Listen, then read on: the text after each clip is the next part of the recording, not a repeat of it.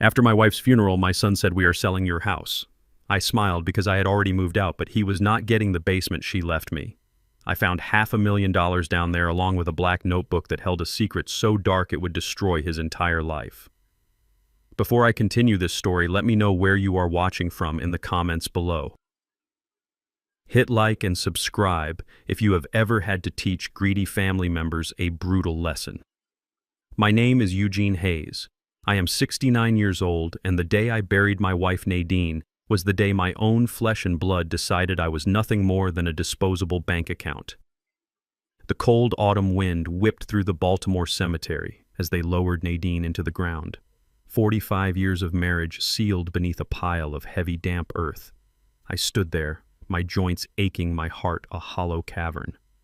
Beside me stood my son Kendrick, rigid and detached, checking his expensive watch. His wife Heather clutched my arm. She was dressed in an immaculate black designer coat, dabbing at perfectly dry eyes with a silk handkerchief. "Oh, Eugene, I am so incredibly sorry," she whispered, her voice dripping with artificial sympathy. "We are going to take such good care of you now." Then, before the gravediggers even finished their job, I felt her cold fingers slip a folded piece of paper into my coat pocket. I pulled it out slightly, expecting a memorial card or a printed prayer. It was a real estate listing agreement. I looked at her, the grief momentarily overshadowed by complete shock. Heather leaned in her perfume, suffocating me, and whispered directly into my ear, "This neighborhood is gentrifying fast, Eugene. If we sell the house this month, we can pocket $800,000. You will not need all that space anyway. We can find you a nice little assisted living facility." My wife was not even fully buried yet, and my white daughter-in-law was already measuring my home for profit. I gripped that piece of paper until my knuckles turned white. That house was not just brick and mortar. It was my blood, my sweat, and my shattered bones. For 40 years, I worked the Baltimore docks. I was a black longshoreman in a time when respect was hard to come by.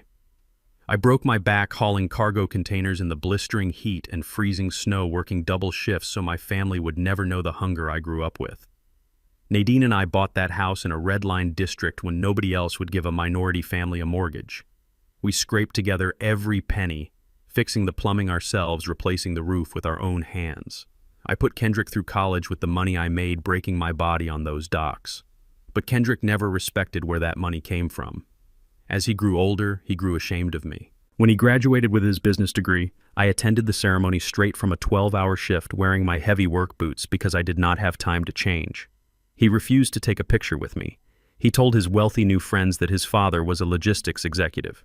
He married Heather, a mortgage broker, who looked at my calloused hands like they carried a disease. They lived in a world of leased luxury cars and suffocating debt, playing rich, while I lived quietly in the home I owned, free and clear. Kendrick turned to me as we walked away from the grave. "Hand over the keys to the safe when we get back to the house, Dad. We need to inventory Mom's jewelry to cover the funeral costs." He did not ask. He demanded.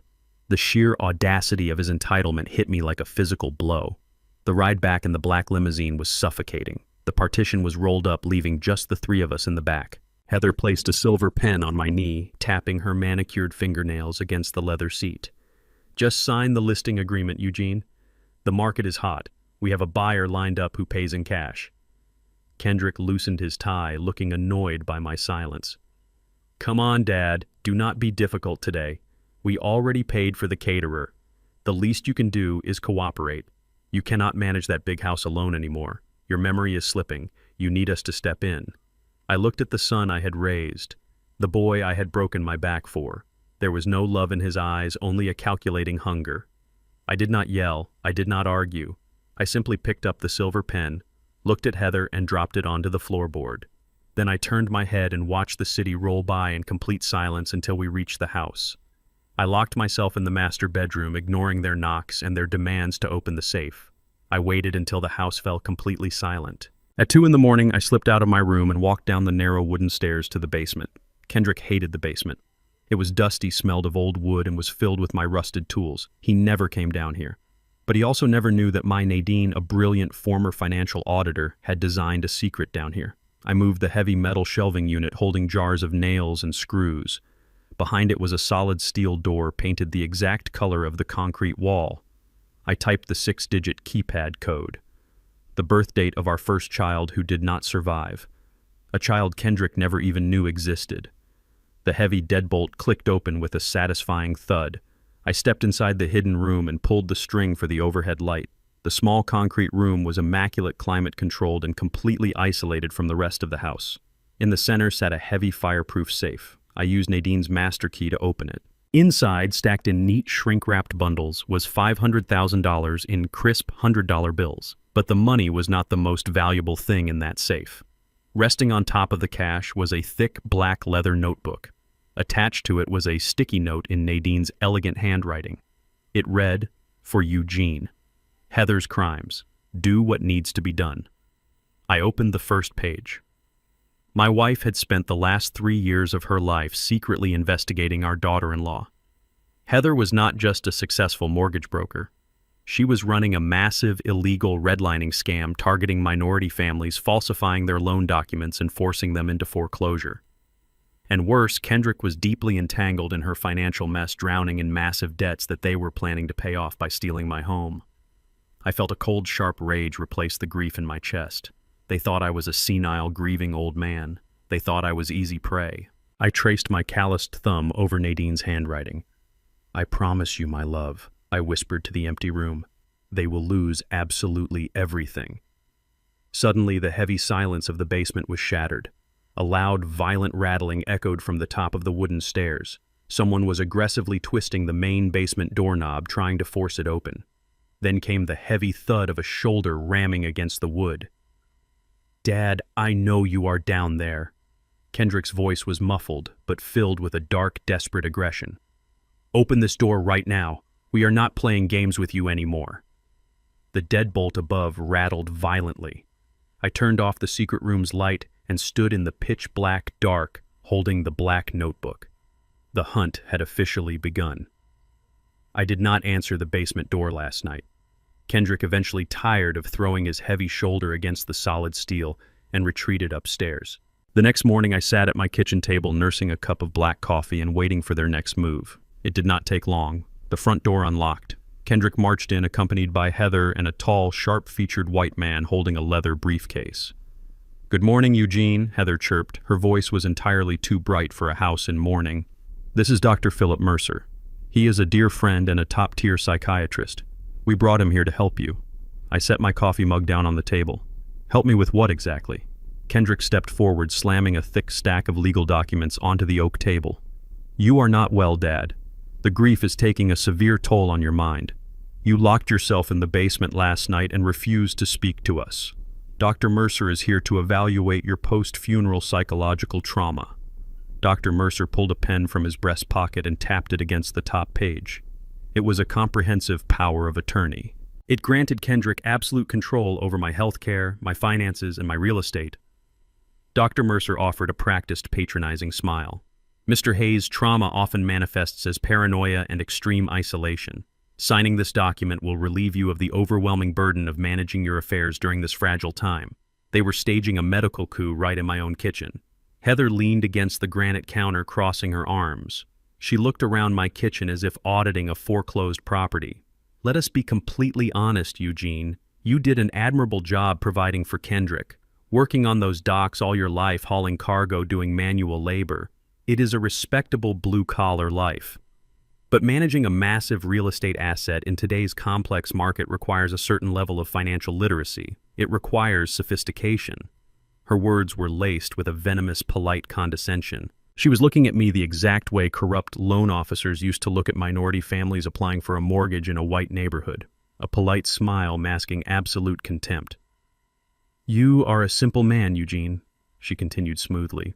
"You spent your life lifting boxes, not balancing portfolios. You do not understand fluctuating property taxes or asset liquidation.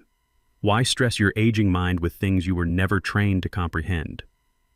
Let Kendrick take the wheel. He has the education. He has the background." I looked at the power of attorney. Then I thought about the black notebook resting safely in the hidden safe. Heather had built her entire fraudulent empire by underestimating working-class black folks. She assumed because I wore steel-toed boots for 40 years I could not read a balance sheet. She assumed my Nadine was just a quiet housewife, not a senior financial auditor who had mapped out every single one of Heather's illegal wire transfers. "Doctor, Mercer slid the document closer to me. Your daughter-in-law is absolutely right, Mr. Hayes.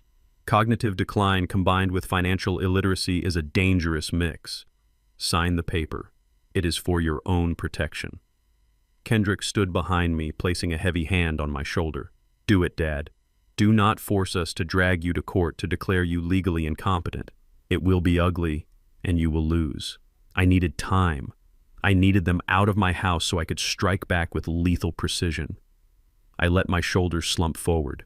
I forced my breathing to become shallow and erratic, playing the exact role they had scripted for me, a broken, confused old man clinging to the past.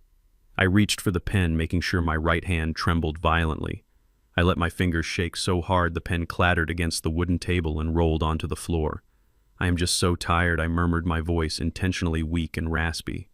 My hands will not stop shaking. Let me get a glass of water to calm my nerves before I read this. I stood up slowly, dragging my feet toward the sink. I filled a large, heavy glass with ice water, my hand trembling the entire time. As I turned back to the table, I intentionally caught my foot on the edge of the kitchen rug. I lunged forward, sending the entire glass of ice water crashing directly onto the power of attorney documents. The black ink immediately bled. The thick pages soaked through in seconds, turning the meticulously prepared legal trap into a soggy, ruined mess. What is wrong with you? Kendrick shouted, jumping back as the ice water splashed onto his expensive leather shoes. Heather gasped in pure frustration, grabbing a towel. That was the only copy the notary stamped this morning. I apologized profusely, keeping my head bowed in fake shame. I am so sorry. My hands, they just gave out on me. Please go print another copy. I will sign it when you get back. I just need to use the restroom to clean myself up. I shuffled out of the kitchen and locked the bathroom door behind me. The moment the brass lock clicked, my tremors vanished completely. My posture straightened. I pulled out my phone and dialed a private number. Alaric Thorne picked up on the first ring.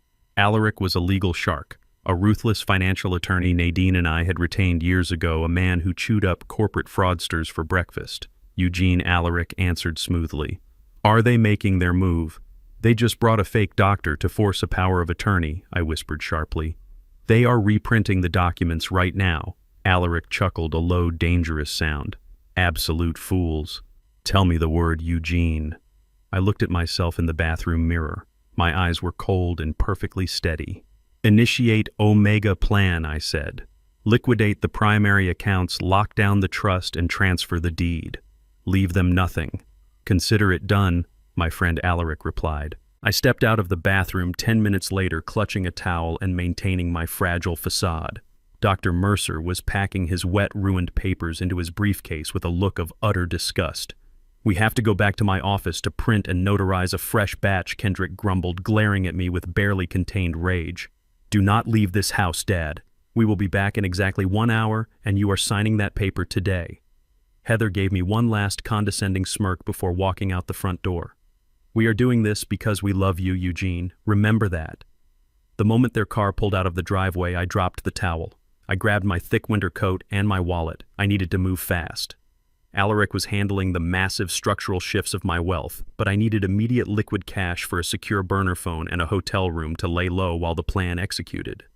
I walked briskly to the corner convenience store to use their private ATM. I slipped my debit card into the machine and punched in my PIN, requesting a maximum daily withdrawal of $1,000. The machine clicked. The screen spun for a few seconds. Then a bold red message flashed across the digital display. Transaction declined.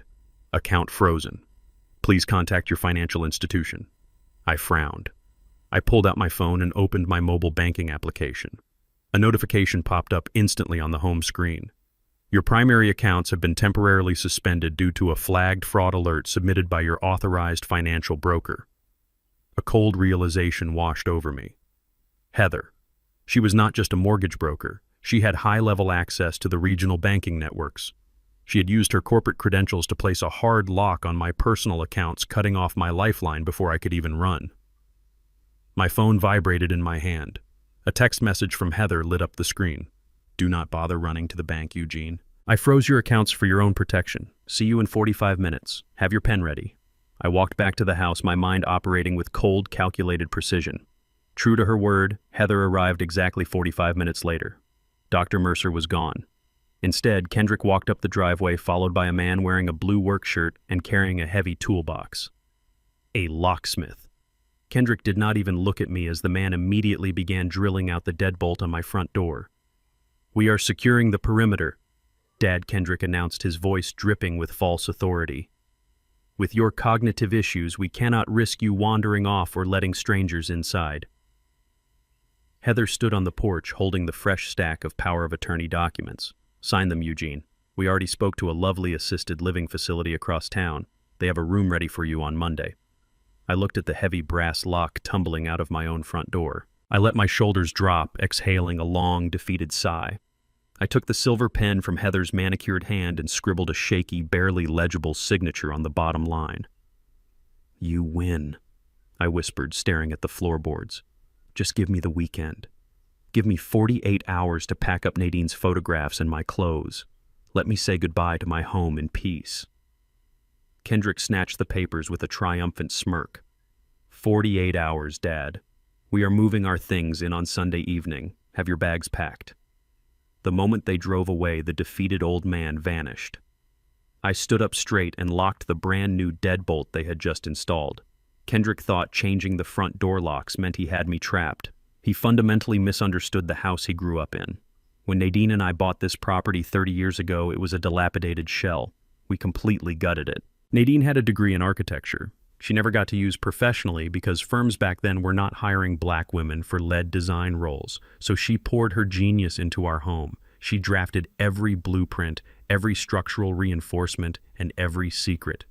Kendrick only knew the main floor plan. He never knew about the secondary egress. Nadine knew the history of our people. She knew that sometimes marginalized folks needed a way out that the authorities or hostile neighbors did not know about. During the renovation, she designed a narrow, reinforced subterranean tunnel connecting the back wall of the secret basement room directly to the detached garage in the alleyway. I poured the concrete for that tunnel with my own 2 hands, following her exact measurements under the cover of night. It was hidden behind a false concrete panel operated by a hydraulic lever. While Kendrick and Heather spent their weekend picking out new furniture for my living room, I went down to the basement. I activated the lever. The heavy concrete shifted silently, revealing the damp, cool passageway that led straight to my old pickup truck parked inside the garage. They had frozen my bank accounts and locked my front door, completely unaware that I had my own private artery running directly out of the trap they thought they had set. I began the extraction. I had exactly 48 hours. Alaric Thorne had already executed the Omega plan. While my personal accounts were frozen by Heather, my actual wealth was shielded behind an impenetrable web of anonymous limited liability companies. One of those LLCs had already secured a luxury penthouse in the financial district overlooking the inner harbor, fully furnished and paid for in cash a year in advance. I backed my truck into the garage, closing the heavy wooden doors to block the alleyway view. Over the next 2 days, I worked with the relentless stamina of the longshoreman I used to be. I carried the shrink-wrapped bundles of $500,000 through the tunnel. I packed up Nadine's black leather notebook, her financial records, and the blinking digital servers she had used to catalog Heather's massive mortgage fraud network. I moved every single piece of valuable furniture, every family heirloom, every photograph. I left nothing but bare walls and echo-filled rooms. I drove back and forth to the penthouse in the dead of night, slipping through the city like a ghost.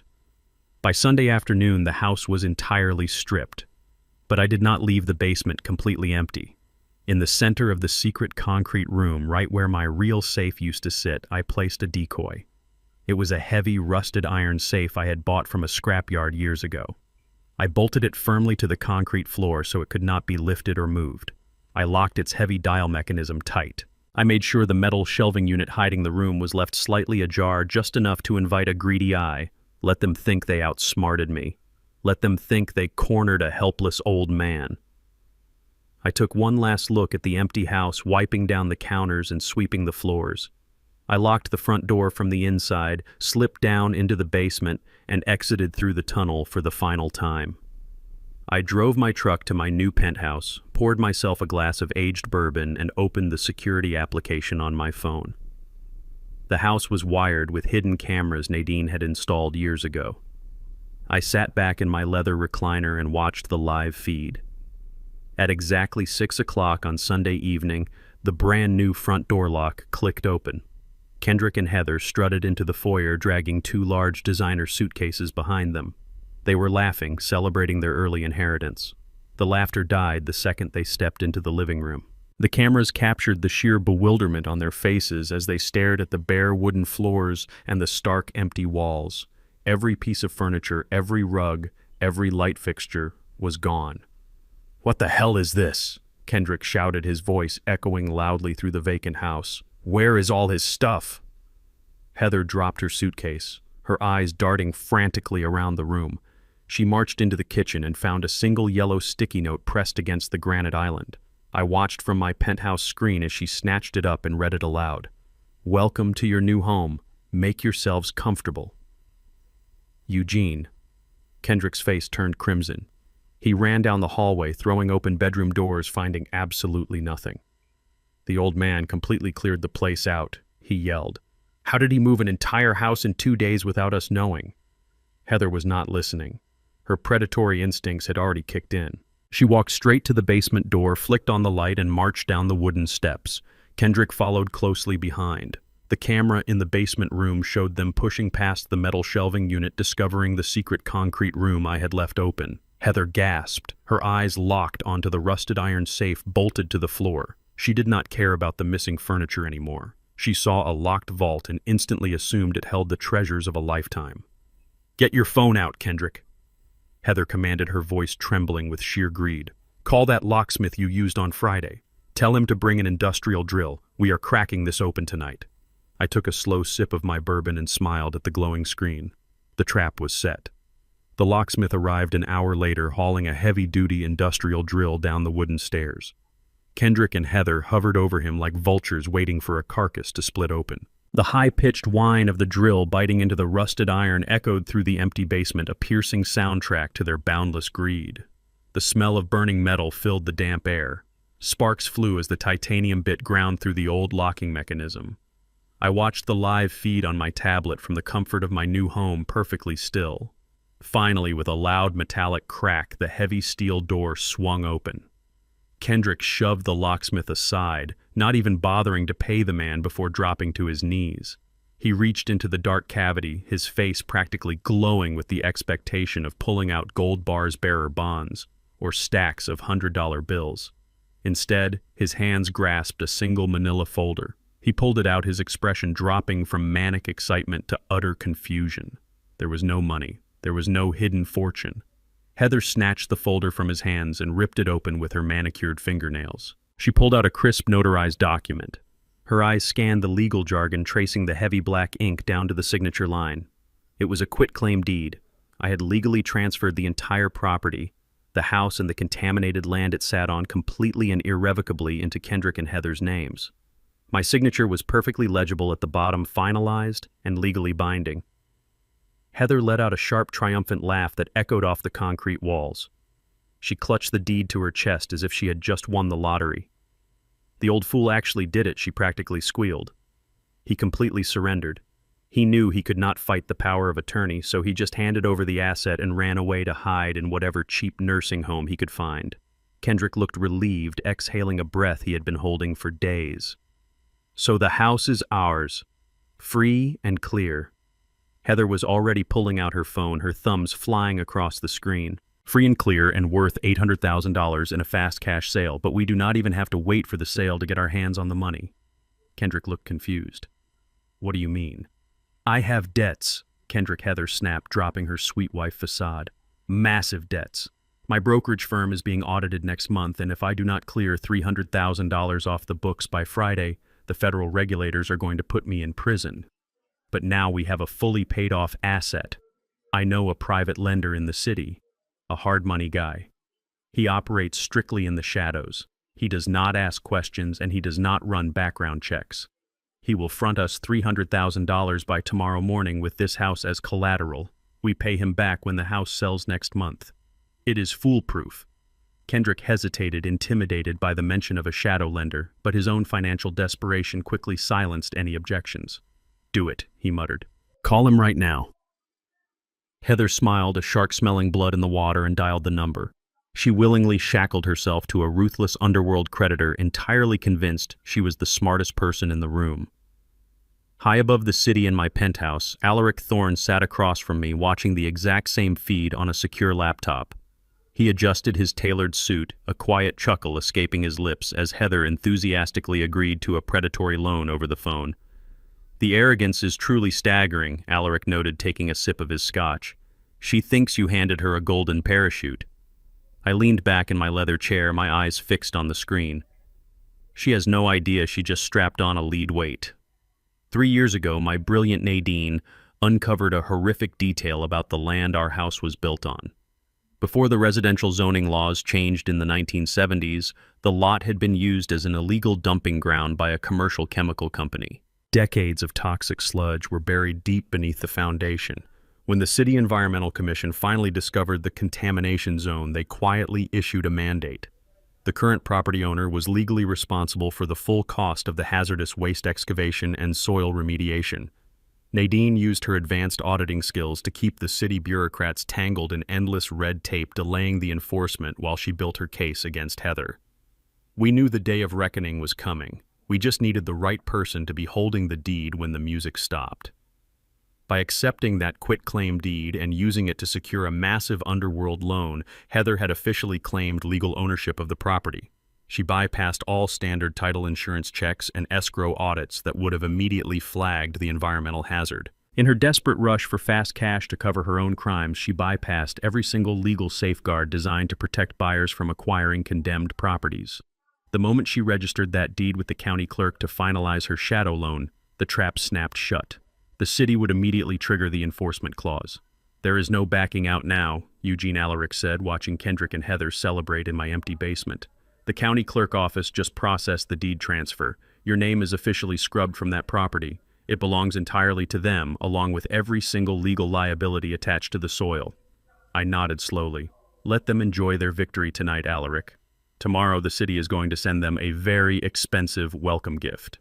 The fallout arrived faster than even Alaric predicted. On Wednesday morning, I was standing on my penthouse balcony watching the boats in the harbor when my phone vibrated with a motion alert from the front porch camera. A city inspector in a bright yellow safety vest stood at the front door, flanked by a uniformed police officer. Kendrick opened the door looking groggy and irritated. The inspector did not smile. He handed Kendrick a thick red stamped envelope.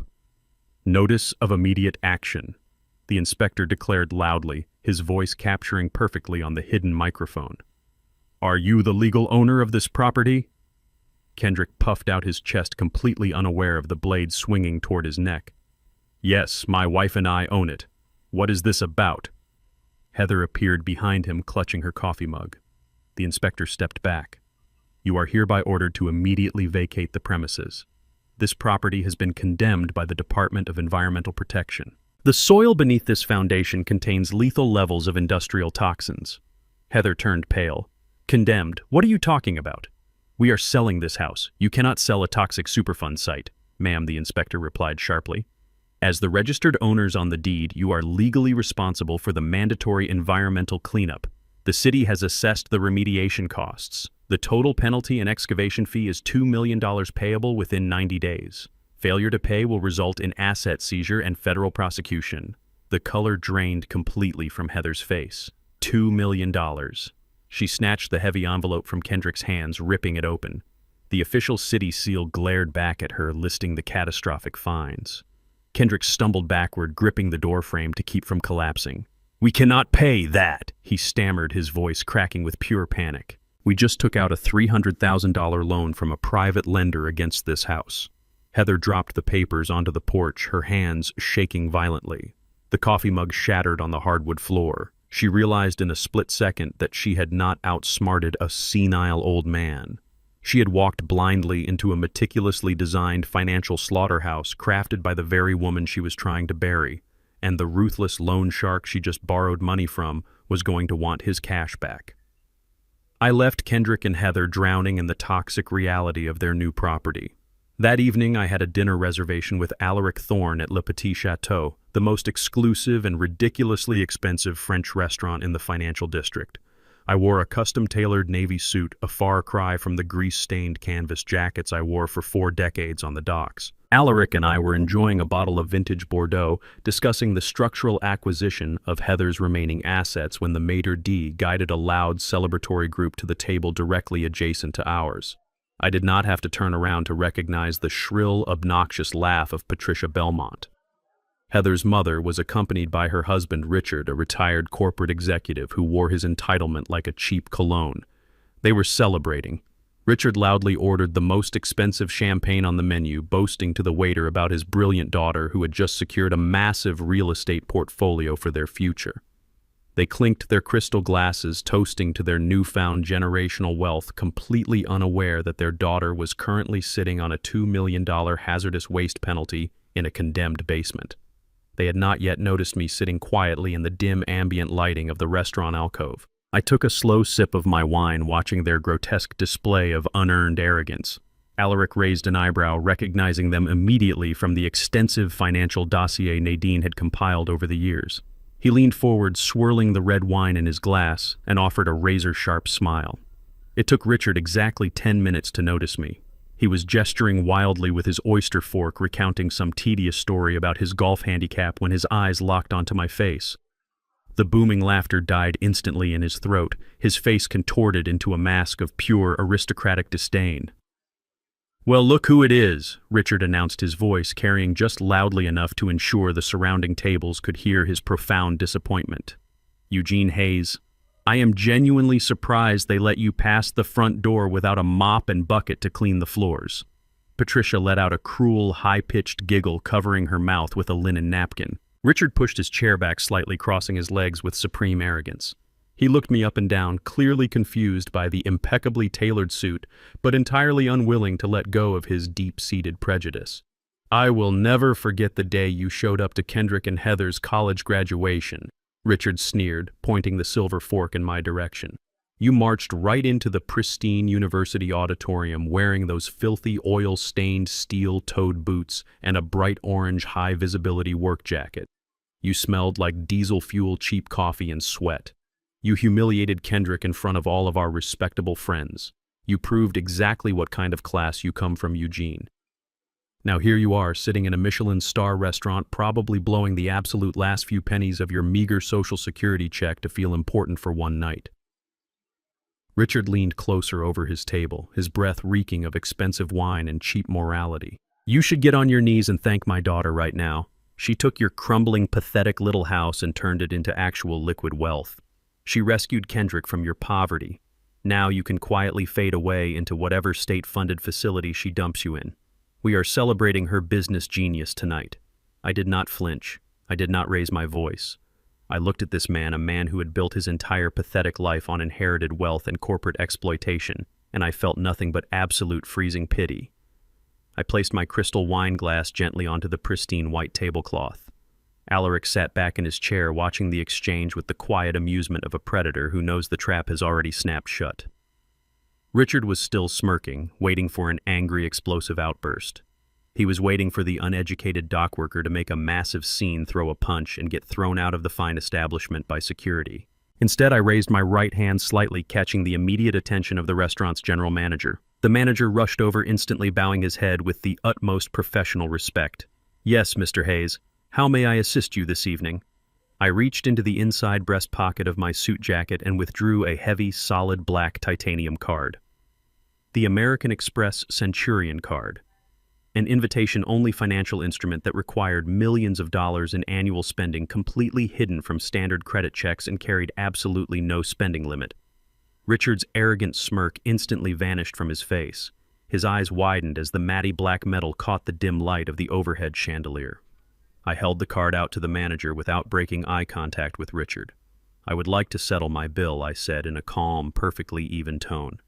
"And I will also cover the tab for the Belmont family at the adjacent table. Actually add every single table in the main dining room to this card. Cover the entire evening service for the restaurant, including a 100% gratuity for your outstanding waitstaff."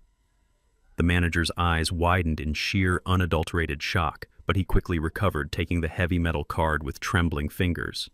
"Right away, Mr. Hayes. Your generosity is absolutely unparalleled. I will process this transaction immediately." He scurried away toward the front desk. Richard stared at me, his mouth opening and closing like a suffocating fish pulled onto the docks. Patricia dropped her oyster fork onto the porcelain plate with a loud, ringing clatter. The entire illusion of their racial and financial superiority shattered in real time right in front of their eyes. They simply could not comprehend how the blue-collar black longshoreman they had spent years actively mocking was casually dropping tens of thousands of dollars on a Tuesday night dinner without even blinking an eye. "You. How do you have that card?" Richard stammered, his voice completely stripped of all its previous bravado. "You are a dock worker. You live in a dilapidated house." I adjusted my pristine cuffs and stood up slowly from the table. "You never bothered to look past the dirt on my boots, Richard. You never asked what my brilliant wife and I actually did with the money I made bleeding on those ships." The manager returned a moment later, presenting a sleek black leather folio containing the receipt. I signed the astronomical figure with a steady hand, capping my pen and returning it to my pocket. I took the customer copy of the receipt and picked up a thick manila folder Alaric had brought with him. I walked the 2 short steps over to the Belmont table. Richard and Patricia shrank back into their plush velvet chairs, completely paralyzed by the sudden, terrifying shift in power. I dropped the paid dinner receipt directly onto Richard's porcelain plate. Then I dropped the heavy manila folder right next to his half-empty champagne flute. "I believe in paying for my meals, Richard, and I deeply believe in paying my debts. It is a genuine shame you do not share that exact same philosophy." Richard stared blindly at the folder, his hands trembling violently as he reached out and pulled it open. His face turned an ashen, sickly shade of gray. Inside were the finalized, legally binding foreclosure documents for his sprawling multi-million-dollar estate in the suburbs. Over the past 3 years, Richard's corporate investments had hemorrhaged money. To maintain his lavish fake lifestyle, he had taken out a massive mezzanine loan against his primary residence, a brutal high-interest loan he had quietly defaulted on 2 months ago. The bank was preparing to auction the toxic debt to the highest bidder. My anonymous holding company bought it yesterday afternoon. "You thought Heather secured your financial future tonight," I said, my voice dropping to a cold, razor-thin whisper that cut through the restaurant music. "Heather is currently sitting in a condemned, toxic house with a $2 million environmental penalty attached directly to her name. She is ruined. And as of yesterday afternoon, my private equity firm acquired the defaulted loan on your mansion. I own your debt, Richard. I own the actual roof over your head." I leaned in closer, placing my hands on his table, making absolutely sure he heard every single word. "You have until 8 o'clock tomorrow morning to pack whatever you can physically carry, because at exactly 1 minute past 8, the county sheriff is arriving to change your locks and throw your belongings into the street. Enjoy the expensive champagne, Richard. It is the absolute last drink you will ever have on my dime." I turned my back on them, buttoned my suit jacket, and walked out of the restaurant with Alaric leaving the Belmonts to choke on the burning ashes of their ruined empire. Early the next morning, before the sun even had a chance to rise over the Baltimore harbor, Heather was already spiraling into absolute panic. The $2 million environmental penalty was a financial death sentence, but finding out her parents had been abruptly evicted by my holding company pushed her completely over the edge. She drove recklessly to her mortgage brokerage firm, storming past the security desk and locking herself inside her plush corner office. She powered on her high-level executive terminal, her manicured fingers slamming against the keyboard with pure, unadulterated venom. If she was going down, she was determined to drag me straight to the bottom of the ocean with her. She bypassed the standard security protocols, using her director clearance to access the major credit reporting bureaus. Her plan was viciously simple. She intended to flag my social security number for massive systemic fraud. She wanted to initiate hard inquiries, report defaulted phantom loans, and trigger automated alerts that would instantly tank my immaculate credit score. She wanted to financially paralyze the uneducated dock worker who had dared to outsmart her. She assumed that a retired black longshoreman would naturally have a fragile financial foundation just waiting to be toppled by a single corporate keystroke. She typed in my personal details, a wicked, desperate grin spreading across her pale face, fully expecting to see my entire financial history laid bare on the glowing monitor, ready to be slaughtered. She slammed the enter key, waiting for the system to populate my credit history. Instead, the screen blinked, spun, and returned a blank profile. Heather frowned, leaning closer to the monitor. She refreshed the database, running a secondary deep trace using specialized skip tracing software designed to uncover hidden offshore accounts and secondary properties. The system chugged through the data and finally spit out a single baffling result. My personal Social Security number was attached to a basic checking account with exactly $300 and a prepaid grocery card. There was absolutely nothing else. No mortgages, no car loans, no massive stock portfolios, and certainly no luxury penthouses. Heather frantically typed in the address of the multi-million-dollar property her parents had just been evicted from, desperately searching for the ownership deed. The system returned a wall of redacted corporate text. The property was owned by a limited liability company registered in Delaware. She traced the parent company of that limited liability company only to find it was owned by a blind trust registered in Wyoming. She traced the trust, and it led directly to a holding firm in the Cayman Islands. It was a flawless, impenetrable fortress of corporate shielding. My brilliant Nadine had spent years mapping out the absolute safest ways to protect our generational wealth from predatory brokers exactly like Heather. We owned dozens of properties across the eastern seaboard, but my actual name was never attached to a single piece of paper. I did not exist in the financial system as a wealthy man. I was a ghost. Heather stared at the screen, her breath catching in her throat as the horrifying reality finally sank in.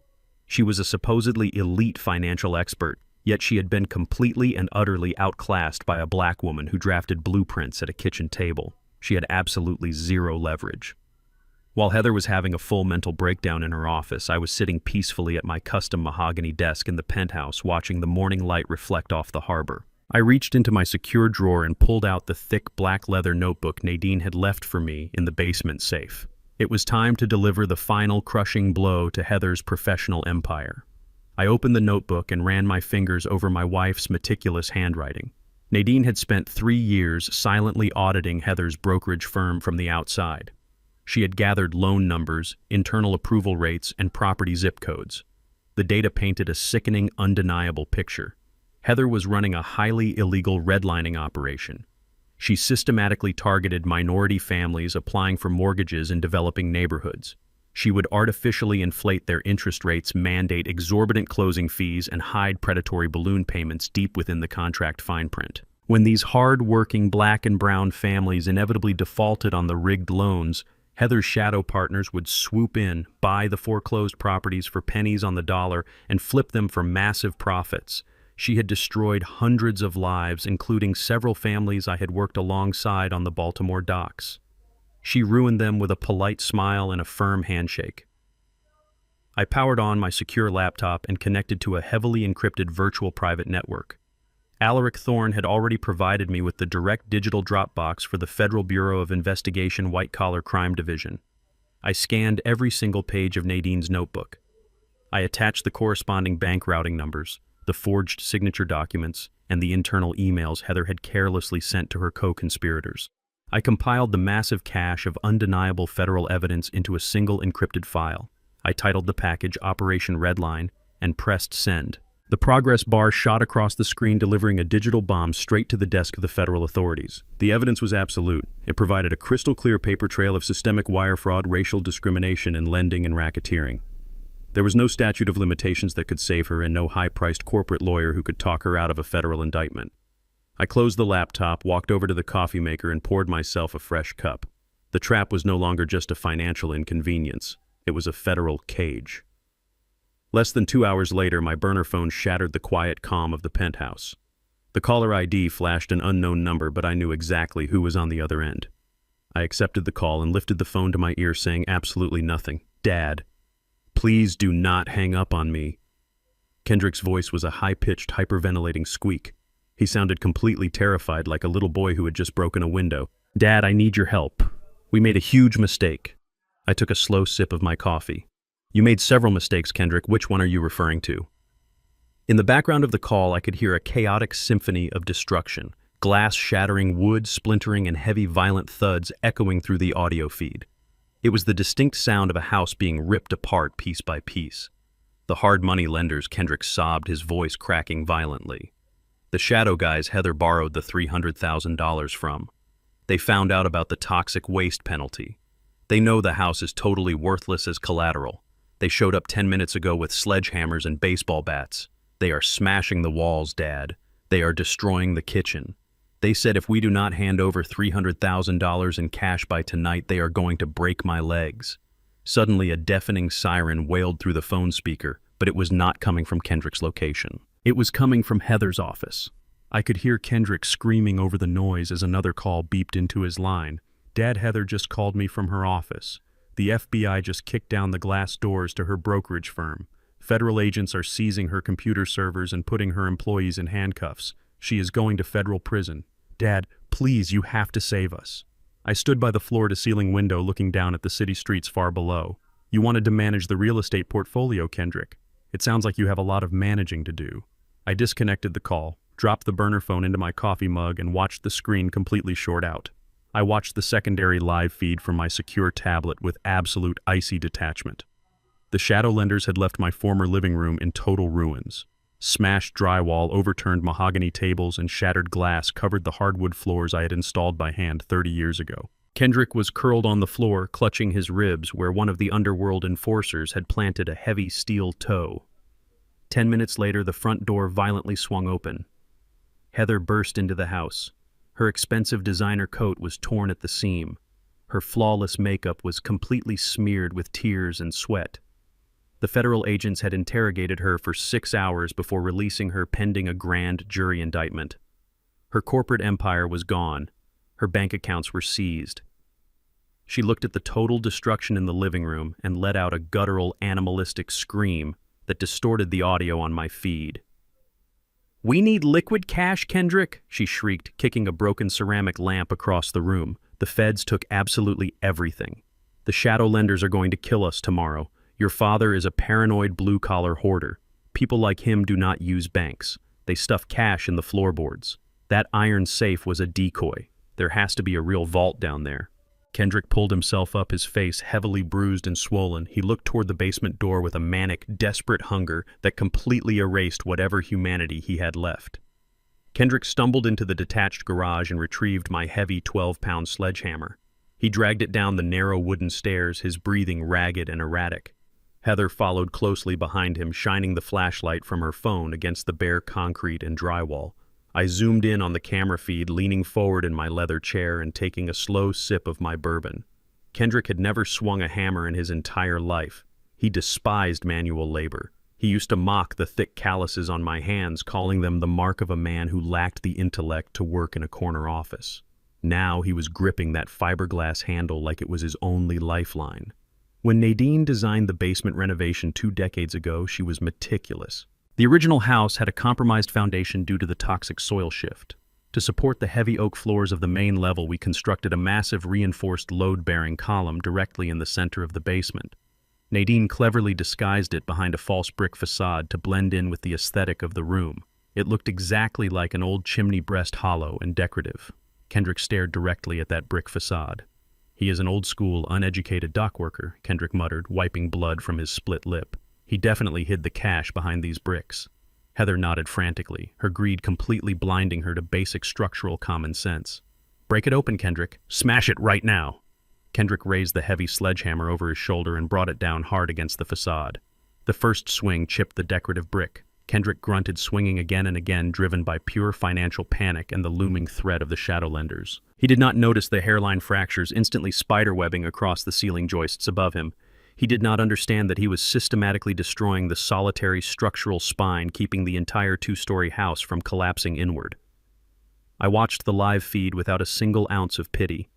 I remembered the exact day Nadine and I poured the concrete footings for that column. We worked until 2 in the morning, our muscles aching, pouring sweat to build a safe home for a son who would eventually try to steal it from us. Kendrick delivered one final devastating blow to the dead center of the column. A sickening explosive crack echoed through the hidden microphone. It sounded like a massive oak tree snapping in half during a hurricane. The sledgehammer punched through the drywall and struck the main steel support beam, completely dislodging the primary retaining bolt. The entire house groaned. It was a deep, terrifying screech that reverberated through the floorboards. Kendrick dropped the hammer and stumbled backward. Heather screamed at the top of her lungs. A massive, suffocating cloud of plaster dust rained down from the ceiling. The main overhead support beam buckled violently under the immense weight of the second floor. Half of the living room floor directly above them caved down 2 feet, plunging the basement into absolute chaos. The violent structural shift severed the main municipal water line. High-pressure freezing water blasted across the room, instantly flooding the concrete floor and soaking them to the bone. Kendrick and Heather scrambled up the wooden stairs on their hands and knees, choking on toxic dust and screaming in sheer terror as the house literally folded in on itself. They burst out the front door and collapsed onto the freezing front lawn, coughing violently into the night air. I did not even have to call the authorities. When Nadine drafted our home security protocols, she hardwired the structural integrity sensors directly to the city emergency grid. Within 5 minutes, the quiet residential street was bathed in the flashing red and blue lights of 2 heavy fire engines and a city building inspector unit. Kendrick and Heather sat shivering on the curb, covered in white plaster and freezing water, as the fire chief taped a massive red placard to the splintered front door. "Unsafe to occupy." The chief structural inspector, a stern man carrying a thick metal clipboard, marched over to where they sat. "Are you the registered legal owners on the deed?" he demanded. Heather nodded weakly, her teeth chattering uncontrollably. The inspector did not offer a single shred of sympathy. "You just initiated an unauthorized catastrophic demolition on a structurally compromised foundation. But your complete lack of basic common sense is the absolute least of your problems tonight." He handed Heather a heavy citation printed on bright yellow cardstock. "This property is located in a designated heritage zone. Last week, the previous owner executed an irrevocable facade and structural easement donating the historical rights of this architecture to the State Preservation Trust. By destroying the primary load-bearing walls without a federal permit, you have directly violated the Historic Antiquities Act." Heather stared blindly at the wet paper in her trembling hands. "What does that mean?" she whispered, her voice entirely devoid of her usual corporate arrogance. "It means you are facing an immediate, unmitigable federal destruction fine of $2 million, the inspector replied sharply. "That is in addition to the $2 million environmental remediation penalty you received yesterday morning. You currently owe the city $4 million, and you cannot legally step foot inside that house until every single penny is paid." The inspector turned on his heel and walked away. I watched from the high-definition street camera as Heather slowly turned her head toward Kendrick. Her eyes were completely hollow, stripped of all her arrogant superiority. The ruthless loan sharks were coming back tomorrow. The FBI was actively drafting her federal indictment, and she was sitting on a freezing sidewalk in wet designer clothes, permanently locked out of a toxic, collapsed house carrying $4 million in unpayable municipal debt. The biting Baltimore winter did not care about red municipal warning tags or federal indictments. As the temperature plummeted well below freezing, Kendrick and Heather found themselves with absolutely nowhere to go. Heather's corporate accounts were frozen by the federal authorities. Her personal credit cards declined every single hotel transaction she attempted. Kendrick's remaining cash was swallowed by a predatory ATM fee, leaving them with exactly $14 between them. Terrified of the shadow lenders roaming the city looking to break their legs for the $300,000 debt, my son and his wife committed their next desperate felony.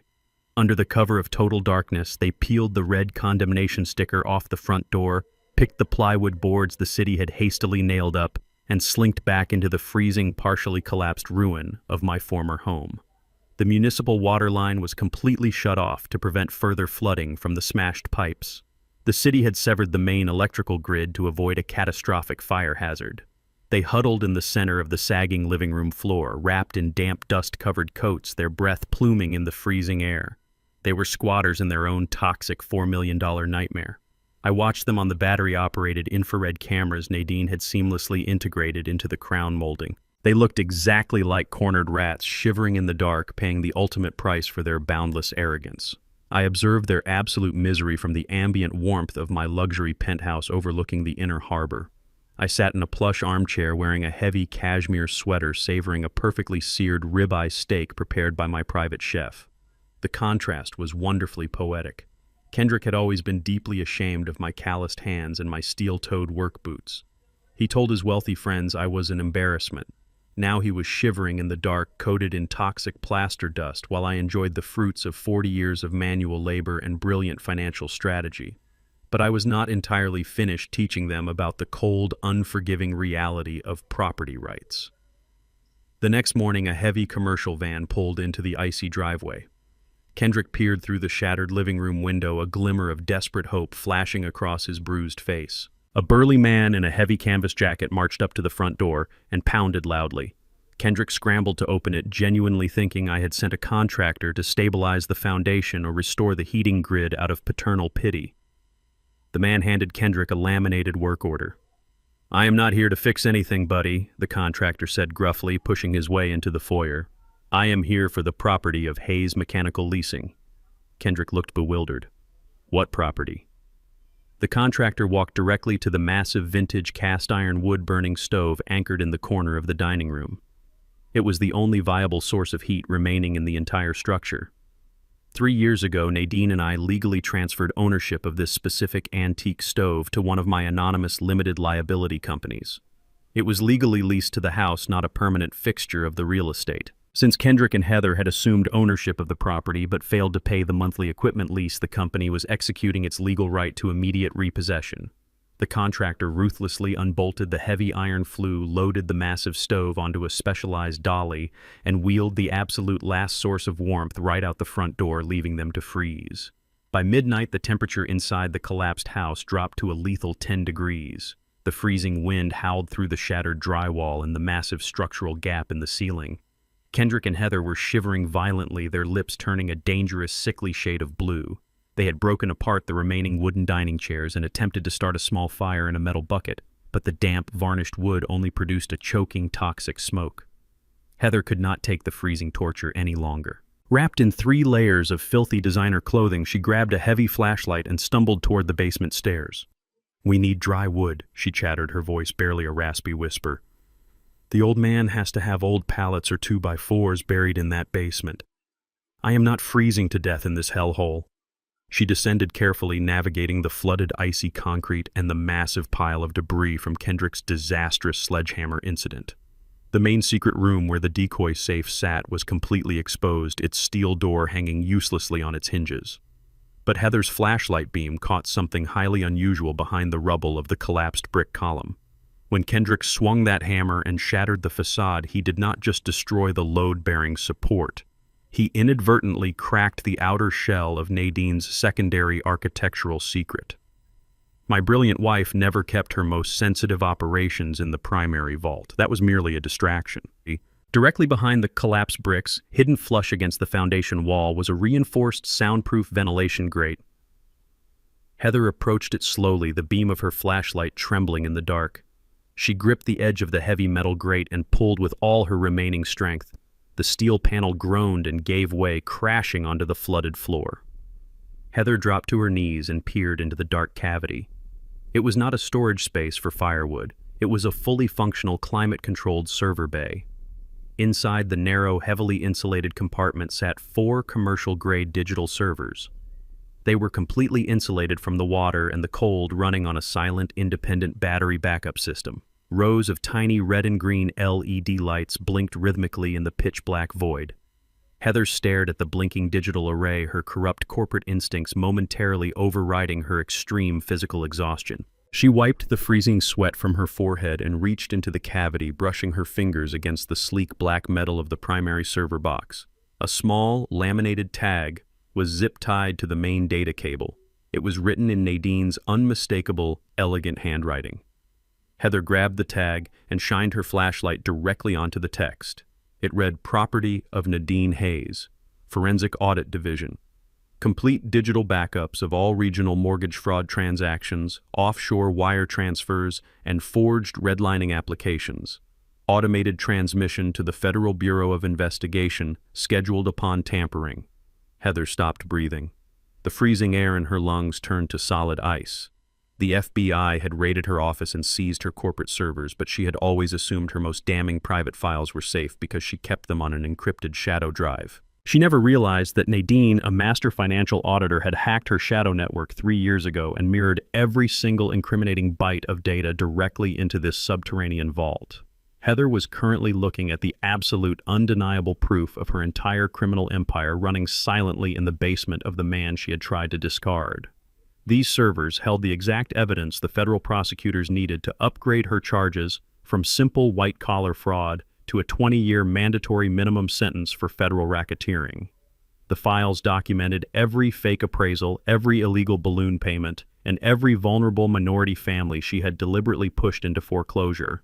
She was standing mere inches away from her own permanent demise. I watched the infrared feed from my penthouse, watching her face contort from freezing misery to sheer, unadulterated terror. She slowly backed away from the server rack, her mind racing toward the only violent, desperate solution she had left.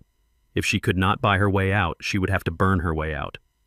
She looked at the blinking lights and decided she was going to incinerate the entire house to melt those hard drives. But she had absolutely no idea that my Nadine had planned for that exact scenario too. Heather stared at the blinking servers with the wide, unblinking eyes of a prey animal caught in a steel trap. She was looking directly at the physical manifestation of her own greed, but she was also looking at the genius of my late wife.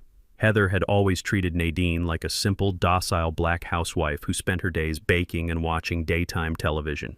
It was a fatal, arrogant miscalculation built on deep-seated racial prejudice. Nadine was never just a housewife. Before she retired, my wife was a senior forensic auditor for one of the largest corporate accounting firms on the Eastern Seaboard. She specialized in dismantling white-collar financial crimes. She spent 30 years tracking missing millions through dense corporate labyrinths, tearing down corrupt executives who thought they were smarter than the system. When Heather married our son, Nadine immediately sensed the rot beneath her designer clothes and practiced corporate smile. While Heather was busy sipping expensive wine and mocking our modest lifestyle, Nadine was sitting at our kitchen table with a cup of chamomile tea, quietly hacking into Heather's unsecured home network. Over 3 years, Nadine painstakingly mapped out every single shell company, every fraudulent loan application, and every offshore wire transfer Heather had executed. She gathered the exact loan numbers of the vulnerable minority families Heather had deliberately forced into foreclosure. She compiled the undeniable proof of Heather's illegal redlining operation and mirrored it all directly into these subterranean servers.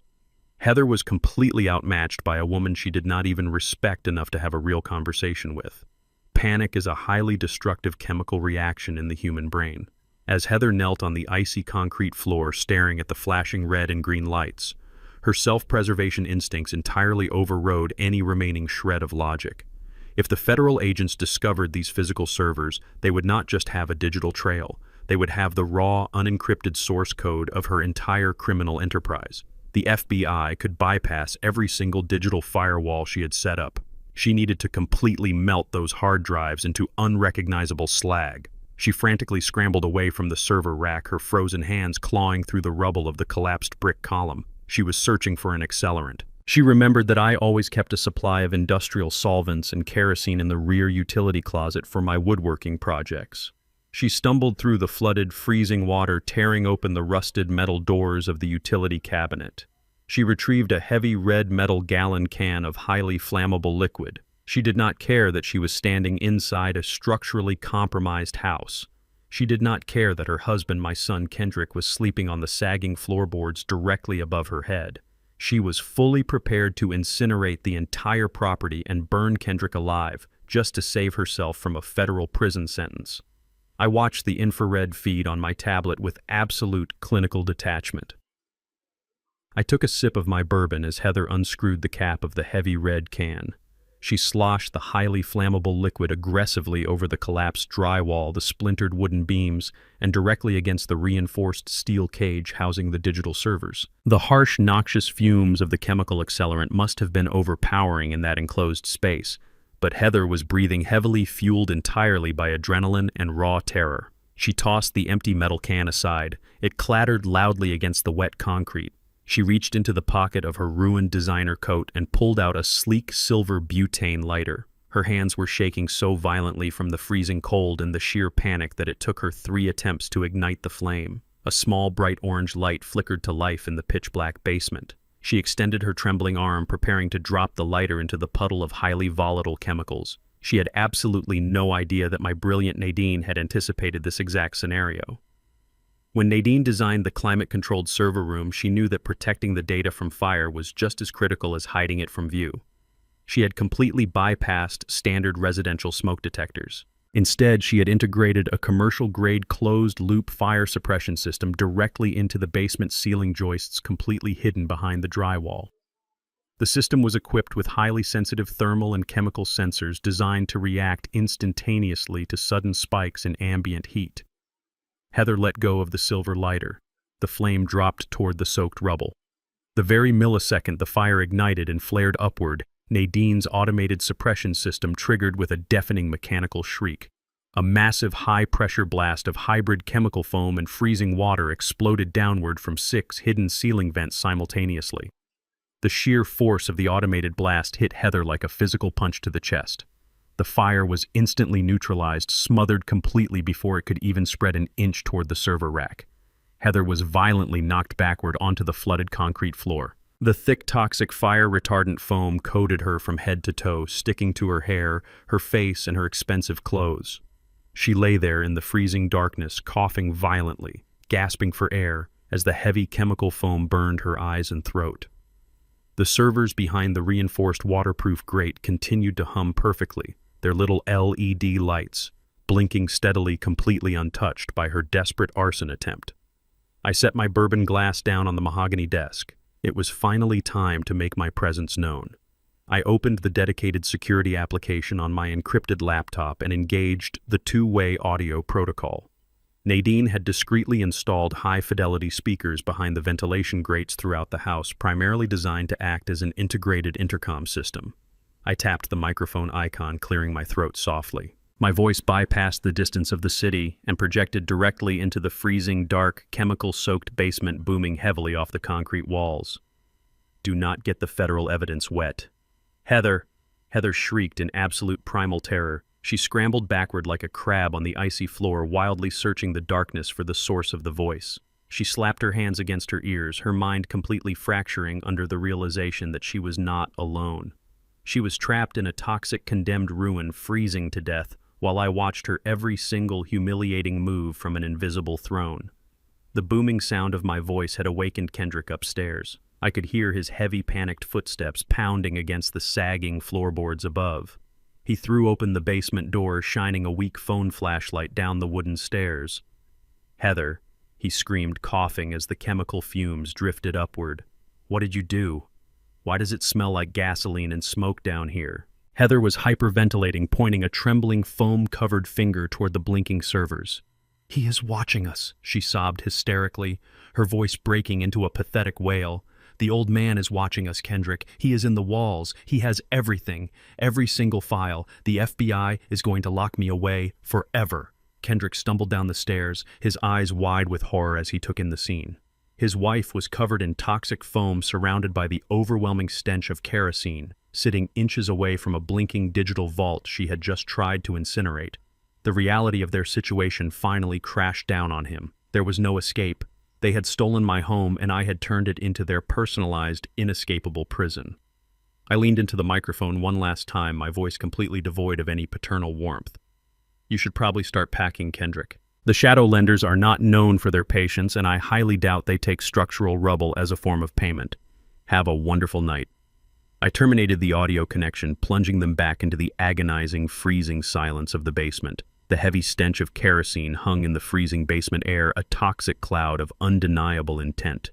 Kendrick stood on the flooded concrete floor, his phone flashlight illuminating the sheer horror of the situation. He looked at the empty red metal gallon can floating in the freezing water. He looked at the white chemical fire retardant dripping from the ceiling joists. Finally, his eyes locked onto his wife.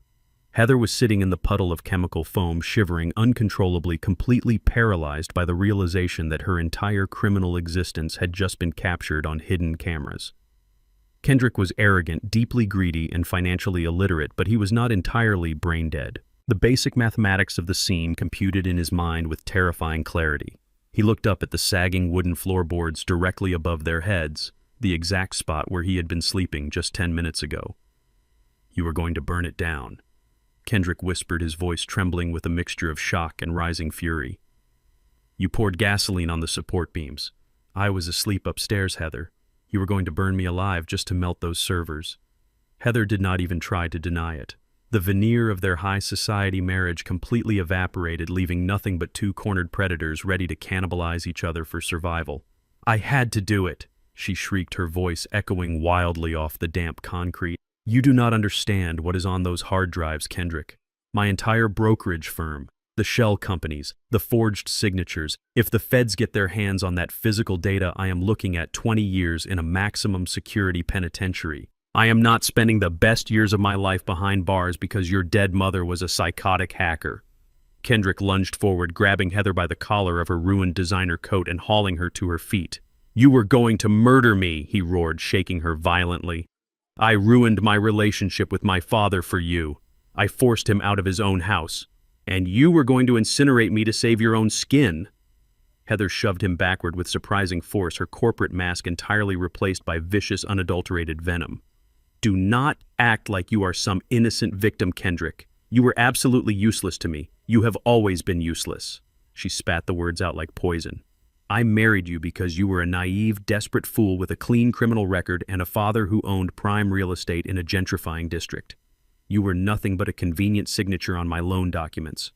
You were my perfectly designed fall guy." I listened to her brutal confession through the encrypted audio feed in my penthouse, taking a slow sip of my bourbon. It was the exact conclusion my brilliant Nadine had reached 3 years ago. I remembered sitting with Nadine on our back porch watching Kendrick drive away in a leased luxury car he could not afford. Nadine had taken my calloused hand and sighed deeply. "She does not love him, Eugene. She is isolating him from his community, from his roots, and from us. She is grooming him for the slaughterhouse."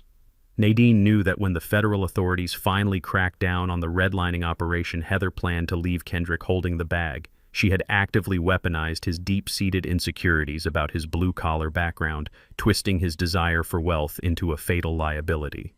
I set my glass down on the mahogany desk. It was time to separate the rats and let them tear each other apart. I picked up a fresh, untraceable burner phone and dialed Kendrick's number. "Dad," he pleaded, his voice breaking. "Dad," he pleaded, his voice breaking completely. "Please. She is crazy. She tried to kill me." I kept my voice perfectly level, stripping away any trace of paternal warmth. "Listen to me very carefully, Kendrick. You currently owe $300,000 to a syndicate of shadow lenders who are going to break both of your legs by tomorrow afternoon. Your wife is facing a federal indictment, and you are deeply entangled in her forged loan documents. You are standing on the precipice of total destruction." I paused, letting the absolute severity of his situation sink in. "But I am willing to offer you a single lifeline." Kendrick gasped, a pathetic sound of desperate hope. "Anything, Dad. I will do anything." "You have exactly 30 minutes to leave that house and meet me at the private lounge of the Harbor Grand Hotel," I instructed coldly. "You will provide the federal authorities with a full sworn testimony detailing every single aspect of Heather's mortgage fraud operation. You will surrender your phone, your emails, and your passwords. You will hand them the nails for her coffin. In exchange, my holding company will immediately wire $300,000 to your underworld creditors, wiping your debt clean. I will also provide you with a specialized defense attorney to negotiate your federal immunity. You walk away with your life and your freedom. But you walk away with absolutely nothing else." Heather screamed in the background, her voice hoarse with panic. "Do not listen to him, Kendrick. He is lying. We can still fix this. We can run." Kendrick did not even look at her. He turned his back on his wife, splashing through the freezing water and sprinting up the wooden stairs. "I will be there in 20 minutes, he panted into the phone. He slammed the heavy basement door shut, leaving Heather screaming in the pitch-black dark, surrounded by the blinking servers that would inevitably send her to federal prison. I arrived at the Harbor Grand Hotel precisely on time. The private lounge was dimly lit, smelling of rich mahogany and expensive cigars. I sat in a secluded leather booth overlooking the city skyline, a steaming pot of Earl Grey tea resting on the table in front of me. 10 minutes later, Kendrick practically fell through the heavy glass doors. He was a complete disaster. His clothes were soaked in freezing water, stained with white plaster dust, and reeked of harsh chemical accelerants. The hotel concierge tried to stop him, but I raised my hand, signaling the staff to let him pass.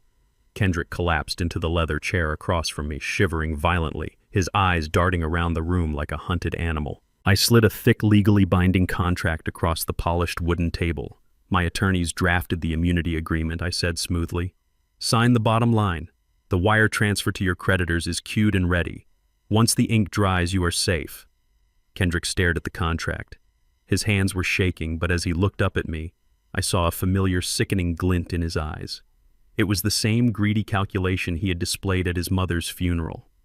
He was looking at my custom-tailored suit, the expensive surroundings, and the casual display of immense wealth. His twisted mind was doing the math. He realized that I was not just a retired dock worker with a lucky real estate portfolio. I possessed millions, and if I were out of the picture, he was my sole legal heir.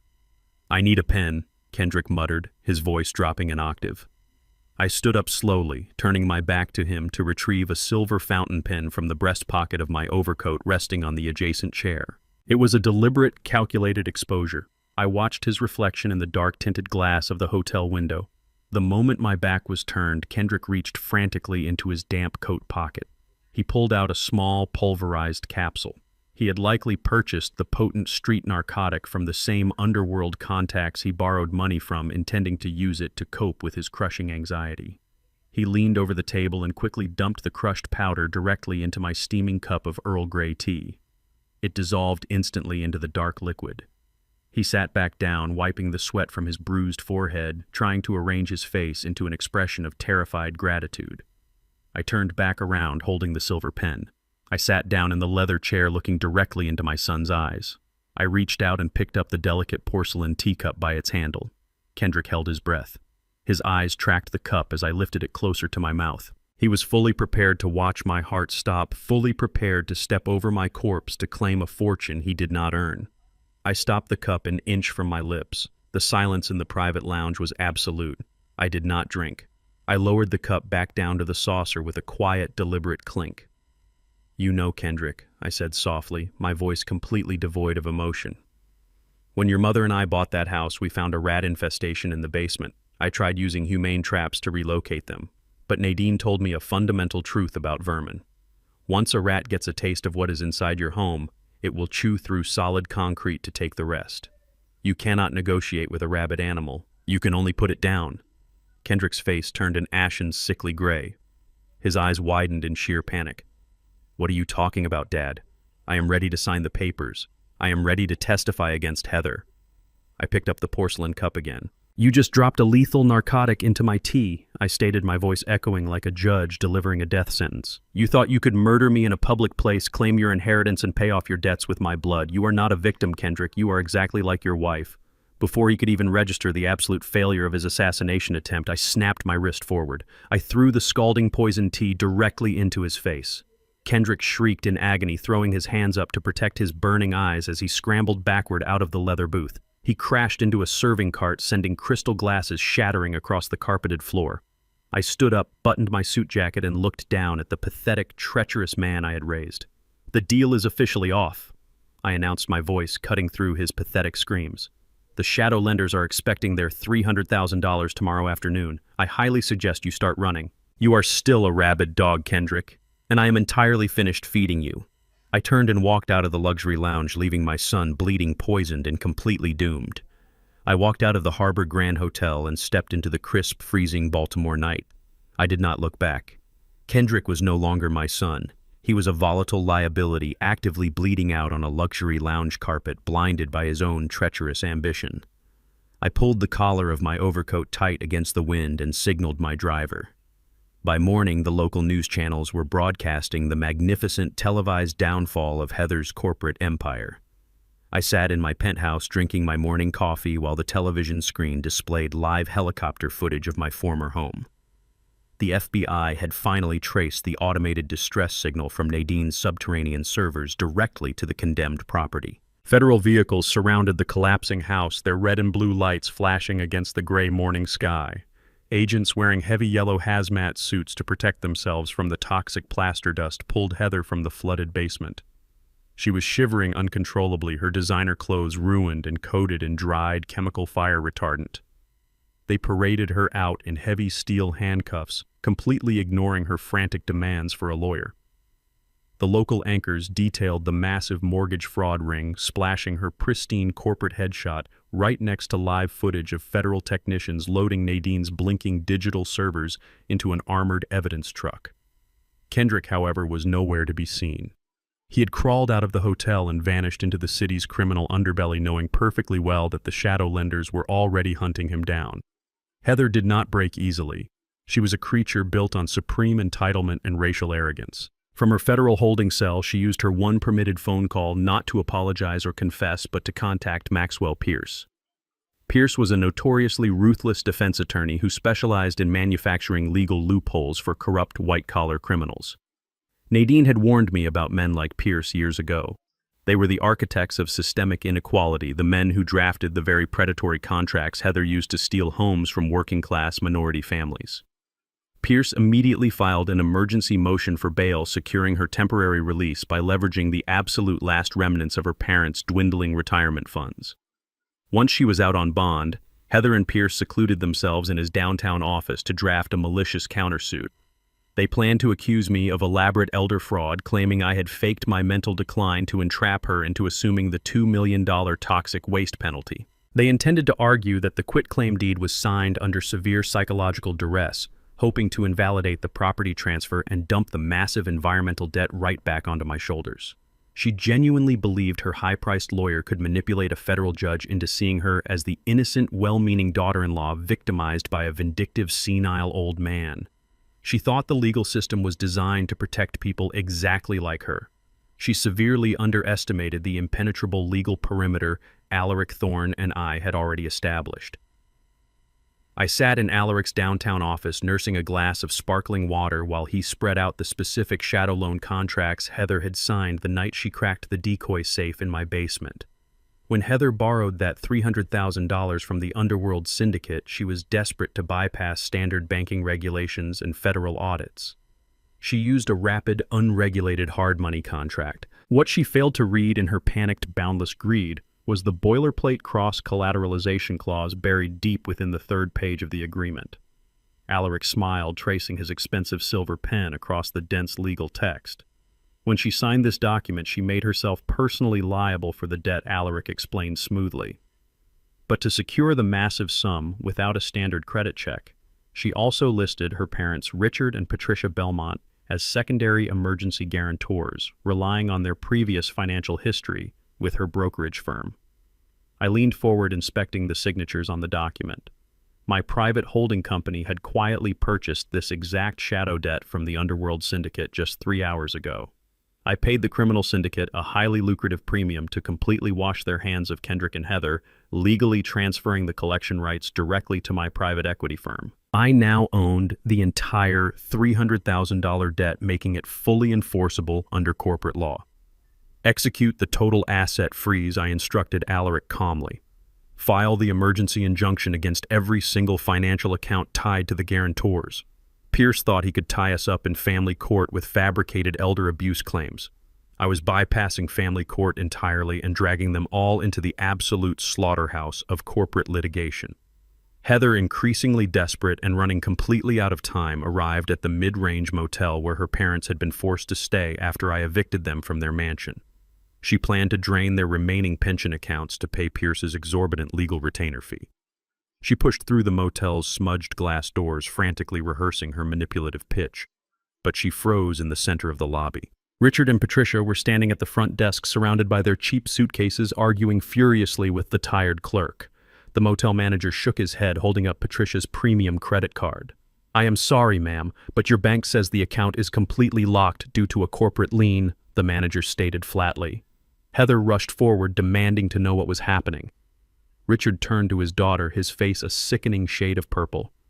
"We have absolutely nothing left." "Heather," he roared, completely ignoring the other guests staring at them. "A private equity firm just froze our retirement accounts, our pensions, and our emergency funds. We are entirely bankrupt because of your disastrous loan." Heather pulled out her phone, her hands trembling violently as she dialed Pierce to demand an immediate explanation. But before the call could even connect, a heavy matte black SUV aggressively hopped the curb outside the motel lobby, screeching to a halt directly behind her rental car.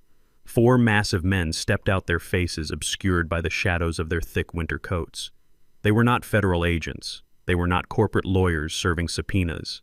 The shadow lenders did not care that I had legally purchased the debt on paper. To them, a debt of disrespect had been incurred when Kendrick tried to evade them. They had come to collect the flesh that was owed to them, and with Kendrick hiding in the gutters, Heather was standing right in their direct line of sight. The heavy matte black SUV idled menacingly in the motel parking lot. 4 men with broad shoulders and dead eyes stepped out, moving with the synchronized, terrifying purpose of apex predators. They did not rush. They did not shout. They simply formed a tight, inescapable semicircle around Heather, Richard, and Patricia. The freezing winter wind whipped across the asphalt, but the chill in the air was nothing compared to the absolute terror radiating from the Belmont family. Inside the lobby, the terrified motel manager immediately recognized the violent aura emanating from the men. He slammed his hand against the security button, dropping a heavy steel grate over the glass front doors and locking the deadbolt, completely sealing Heather and her parents outside in the cold.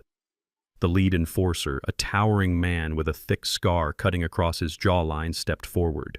He did not ask for permission.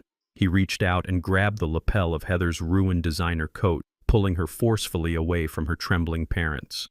"You and your husband made a very serious mistake ignoring our calls," Heather, the enforcer, stated, his voice a low, gravelly rumble that barely carried over the howling wind. "You took $300,000 of our money, handed us a worthless piece of toxic real estate as collateral, and then your cowardly husband tried to vanish. The syndicate does not care about your impending federal indictment. We do not care about your frozen corporate accounts. We want our cash plus a $50,000 disrespect fee, and we want it right now." Heather's aristocratic arrogance instantly evaporated, replaced by raw, unfiltered panic. Her breath hitched in her throat as she looked up into the enforcer's cold, dead eyes. She frantically tried to use her corporate negotiation tactics on men who settled their financial disputes with baseball bats and zip ties. "You do not understand," she stammered, her voice cracking wildly. "The debt was sold. A private equity firm bought the contract this morning. Legally, I do not owe you anything anymore." The enforcer let out a dark, humorless laugh. He released her coat, shoving her backward so hard she stumbled and fell onto the icy asphalt. "You genuinely think street debt magically disappears because some corporate suit signed a piece of paper?" he mocked. "The private equity firm bought the principal balance, but the syndicate still owns the penalty for your husband wasting our time. We are collecting our penalty today." Heather scrambled backward, her corporate survival instincts kicking in with absolute ruthlessness. She did not hesitate for a single second to throw her own blood under the bus. "Do not hurt me," she pleaded, pointing a trembling finger directly at her terrified parents. "Take their jewelry. My father is wearing a solid gold Rolex worth $40,000. My mother has a 2-carat diamond wedding ring. Take it all." Richard gasped in pure horror, clutching his wrist as Patricia began to sob hysterically. Their own daughter, the business genius they had been celebrating just 24 hours ago, was actively offering them up as collateral to a violent street gang, and Kendrick Heather continued rapidly, completely betraying her husband to save her own skin. "He is hiding. I know exactly where he is. He does not have any money left, but you can take it out on him. Just leave me alone. I am facing federal charges. I cannot be seen with you." The enforcer looked at Heather with absolute disgust, appalled by a woman who would so easily sell out her own parents just to preserve her own life. I watched the entire pathetic exchange from the absolute security of my penthouse. Alaric Thorne had arranged a discreet private security team to monitor the motel, piping a heavily encrypted high-definition audio and video feed directly to my laptop. The men in the parking lot were indeed from the underworld syndicate, but they were no longer operating on their own accord. When I purchased Heather's shadow debt earlier that morning, I did not just buy the paper contract. I paid the syndicate boss a highly lucrative premium to permanently transfer their enforcement services directly to my payroll. I was the one pulling the strings. The men in the parking lot worked exclusively for me now. I pulled out my secure phone and dialed the lead enforcer's direct number. Down in the freezing parking lot, the scarred man felt his phone vibrate. He pulled it from his heavy coat pocket, glanced at the caller ID, and pressed it to his ear. "Yes, boss," the enforcer answered respectfully. Alaric sat across from me, swirling his scotch, watching my face with a mixture of awe and mild terror. "Strip them of their valuables," I instructed with cold, clinical precision. "Take the Rolex, the diamond ring, and the keys to her rental car. Leave them stranded in the cold with absolutely nothing. But do not lay a single physical finger on her. The federal prosecutors need her intact for her grand jury indictment next week. And get the location of my son. He has evaded the authorities long enough." "Understood," the enforcer replied. He terminated the call and looked down at Heather. "Your lucky day, corporate," the enforcer growled. "Hand over the car keys. Richard, take off the watch. Patricia, the ring. Do it right now." Richard and Patricia, weeping in absolute humiliation, stripped off their expensive jewelry and handed it over to the syndicate men. Heather tossed her rental car keys onto the pavement, her hands shaking violently. "Now," the enforcer said, stepping closer to Heather, "tell me exactly where your husband is hiding." Heather did not even blink. He went back to the house, she whispered quickly. The condemned one. He figured the police would never look for him inside a toxic, collapsed property. He is hiding in the basement. The enforcer nodded, scooped up the keys, and signaled his men. They climbed back into the heavy black SUV and peeled out of the parking lot, leaving Heather and her bankrupt parents shivering on the curb, completely destitute and entirely alone. Heather pulled herself up from the icy pavement. Her parents refused to even look at her. Patricia turned her back, wrapping her arms around herself for warmth, while Richard stared at his bare wrist in total, devastating shock. The daughter they had raised to be a ruthless corporate shark had just bitten them. Heather ignored their misery. She desperately needed to secure her legal defense before the FBI took her back into custody. She approached a shivering motel guest who was smoking a cigarette near the vending machines and aggressively snatched his cell phone from his hand. She dialed Maxwell Pierce's private office number, praying her high-priced defense attorney had found a loophole to unfreeze her corporate accounts. Pierce answered on the second ring. "Pierce it is!" "Heather," she barked into the phone, her teeth chattering loudly. "The syndicate just ambushed me. My accounts are locked. You need to file an emergency motion to release my funds right now." A heavy, uncomfortable silence hung on the line. Then Pierce cleared his throat. "I am afraid I cannot do that, Heather. I just received a formal notification from the federal prosecutors. Your case has been designated as a massive racketeering enterprise. Every single dollar you have ever earned is permanently frozen under federal forfeiture laws.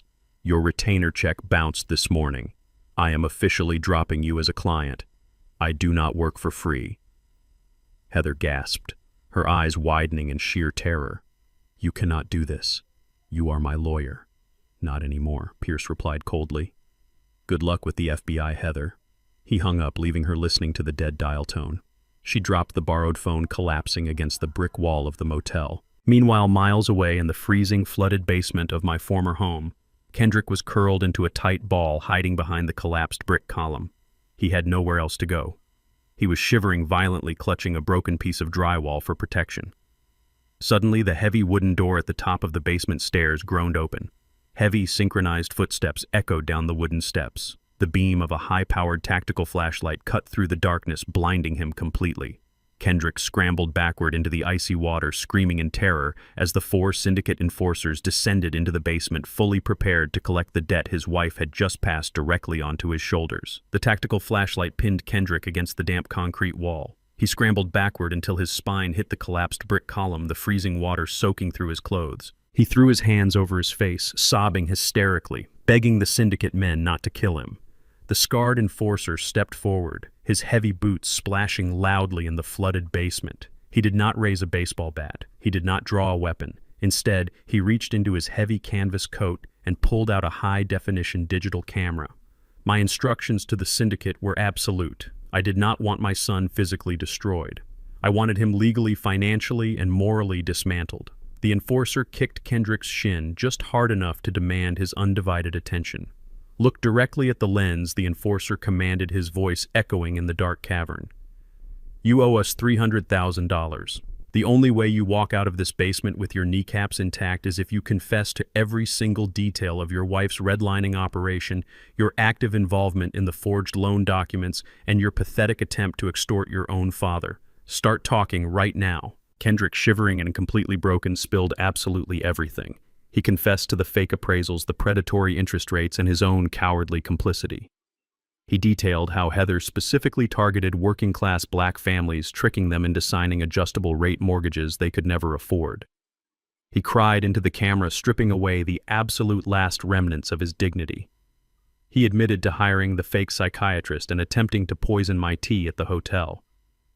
When he finally finished his pathetic monologue, the enforcer nodded, turned off the camera, and grabbed Kendrick by the collar of his ruined coat.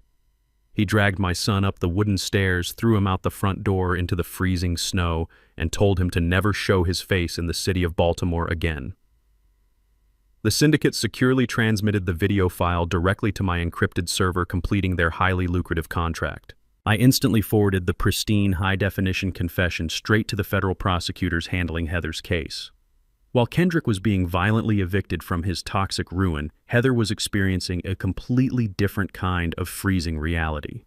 Standing outside the cheap motel abandoned by her parents and dropped by her high-priced attorney, she realized her bail was secured by assets that were now officially seized by my holding company.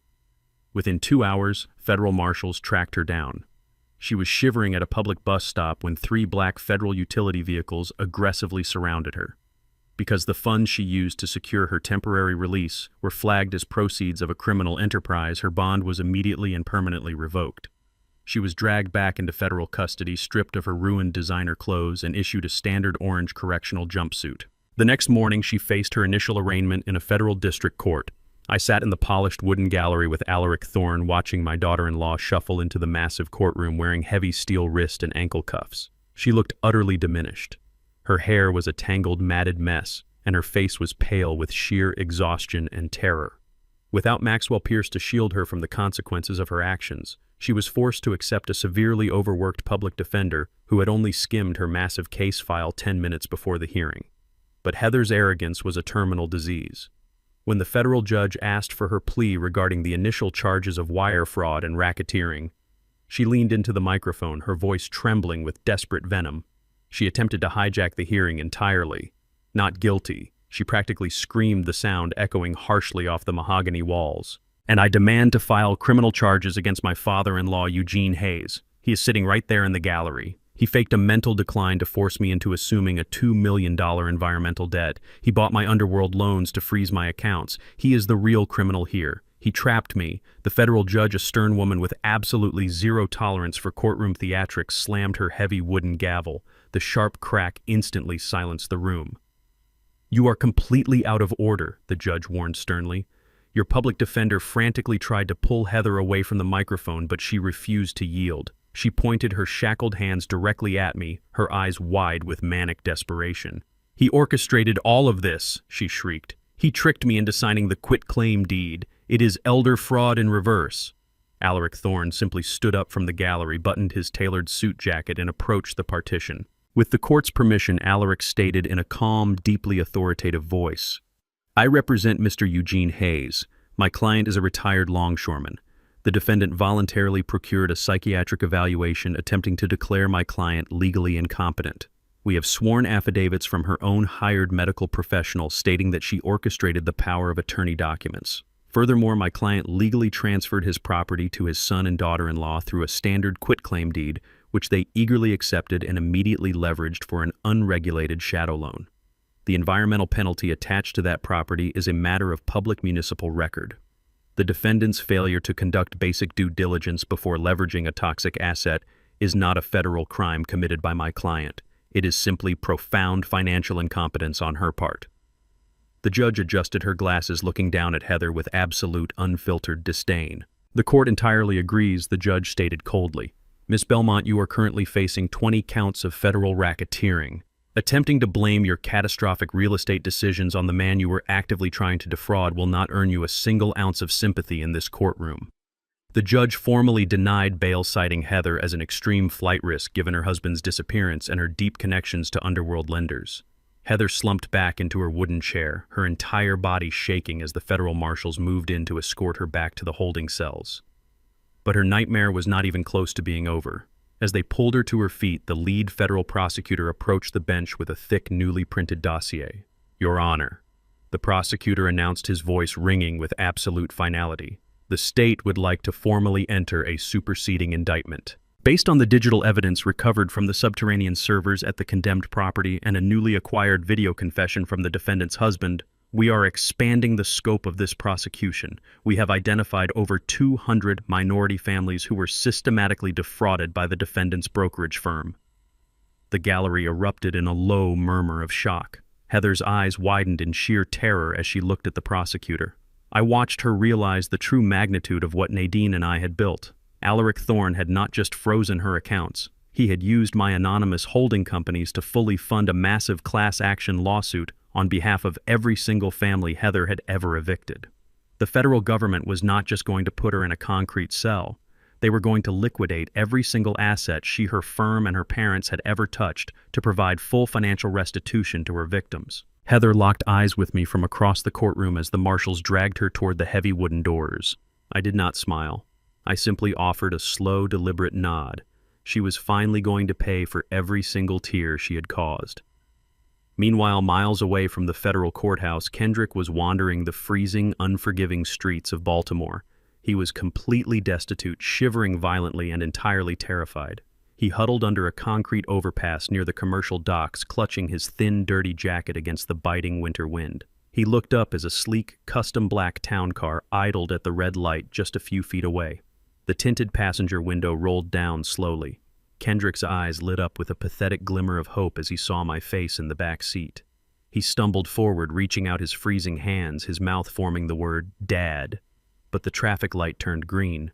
The window rolled up smoothly, sealing me inside the warm, luxurious cabin. The driver accelerated away, leaving my son alone in the cold, toxic wasteland he had actively chosen over his own family.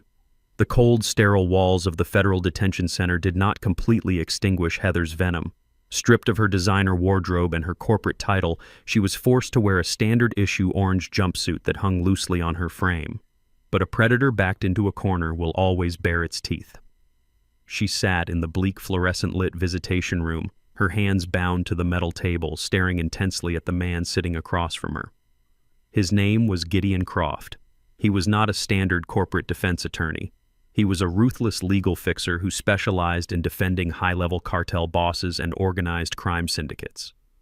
Heather had secretly maintained a highly encrypted offshore cryptocurrency wallet completely hidden from the federal asset forfeiture sweep.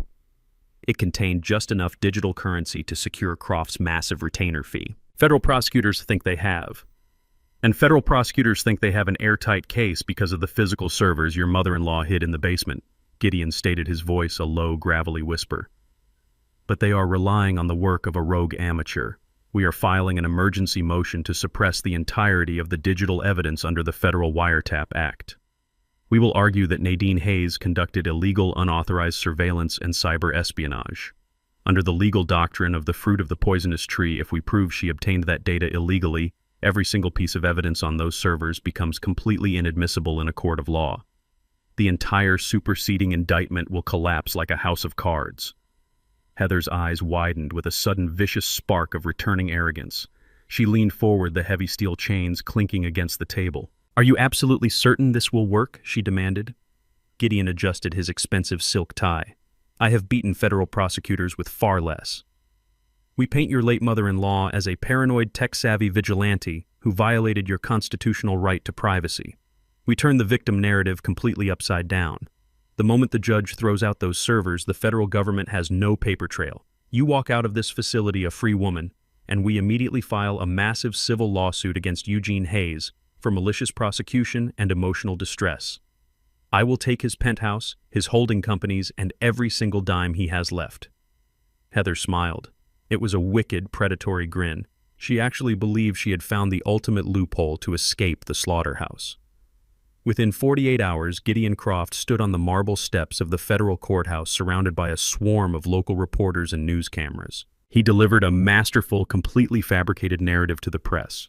He painted Heather as a hard-working businesswoman who was being viciously framed by a wealthy, manipulative father-in-law. He loudly accused my deceased wife of committing federal cybercrimes to manufacture a false case. I watched his theatrical press conference from the massive flat-screen television in my penthouse living room. Alaric Thorne sat in the leather armchair across from me, casually sipping a glass of imported sparkling water. He did not look worried. He looked genuinely amused. "They are utilizing a classic desperation tactic," Eugene Alaric noted, setting his glass down on the mahogany side table. "Croft filed the suppression motion this morning. The federal prosecutor called me an hour ago sounding incredibly nervous. If a judge agrees that Nadine bypassed digital security protocols to steal the data, the entire case gets thrown out. Croft is a bottom feeder, but he is a highly effective bottom feeder." I turned off the television, plunging the living room into quiet stillness. I walked over to the floor-to-ceiling window, looking down at the bustling Baltimore streets. Gideon Croft fundamentally misunderstood who he was dealing with. He thought he was arguing against a reckless vigilante. He did not understand that Nadine was a senior forensic auditor who had spent 30 years dismantling the exact type of corporate criminals Croft defended. She knew the federal code better than the judges sitting on the bench. Nadine never hacked a single encrypted firewall. I said, my voice perfectly calm and steady. Heather is an incredibly arrogant woman, and arrogant people are exceptionally lazy. For 3 years, she and Kendrick came to our house every single Sunday for dinner. Heather hated making conversation with us, so she would retreat to the living room, connect her work laptop to our unsecured home wireless network, and conduct her illicit business using our internet service provider. I turned back to Alaric, offering a cold, calculating smile. Nadine legally owned the network router. As the primary administrator of the local area network, she had the absolute federal right to monitor, capture, and catalog every single packet of unencrypted data transmitted across her own hardware. She did not break into Heather's system. Heather voluntarily brought her criminal enterprise into our home and broadcasted it directly onto Nadine's administrative dashboard. It was completely undeniably legal. Alaric let out a booming, genuinely delighted laugh. He opened his briefcase and pulled out a pristine legal dossier.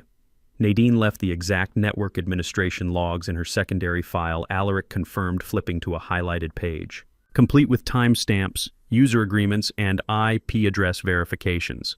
I will personally hand-deliver this to the federal judge this afternoon. But that is not even the best part, Eugene. Croft requires a massive retainer to proceed with this circus act. Heather provided him with the digital key to an offshore cryptocurrency wallet, but Nadine found that digital wallet 2 years ago. She embedded a tracking script into the metadata.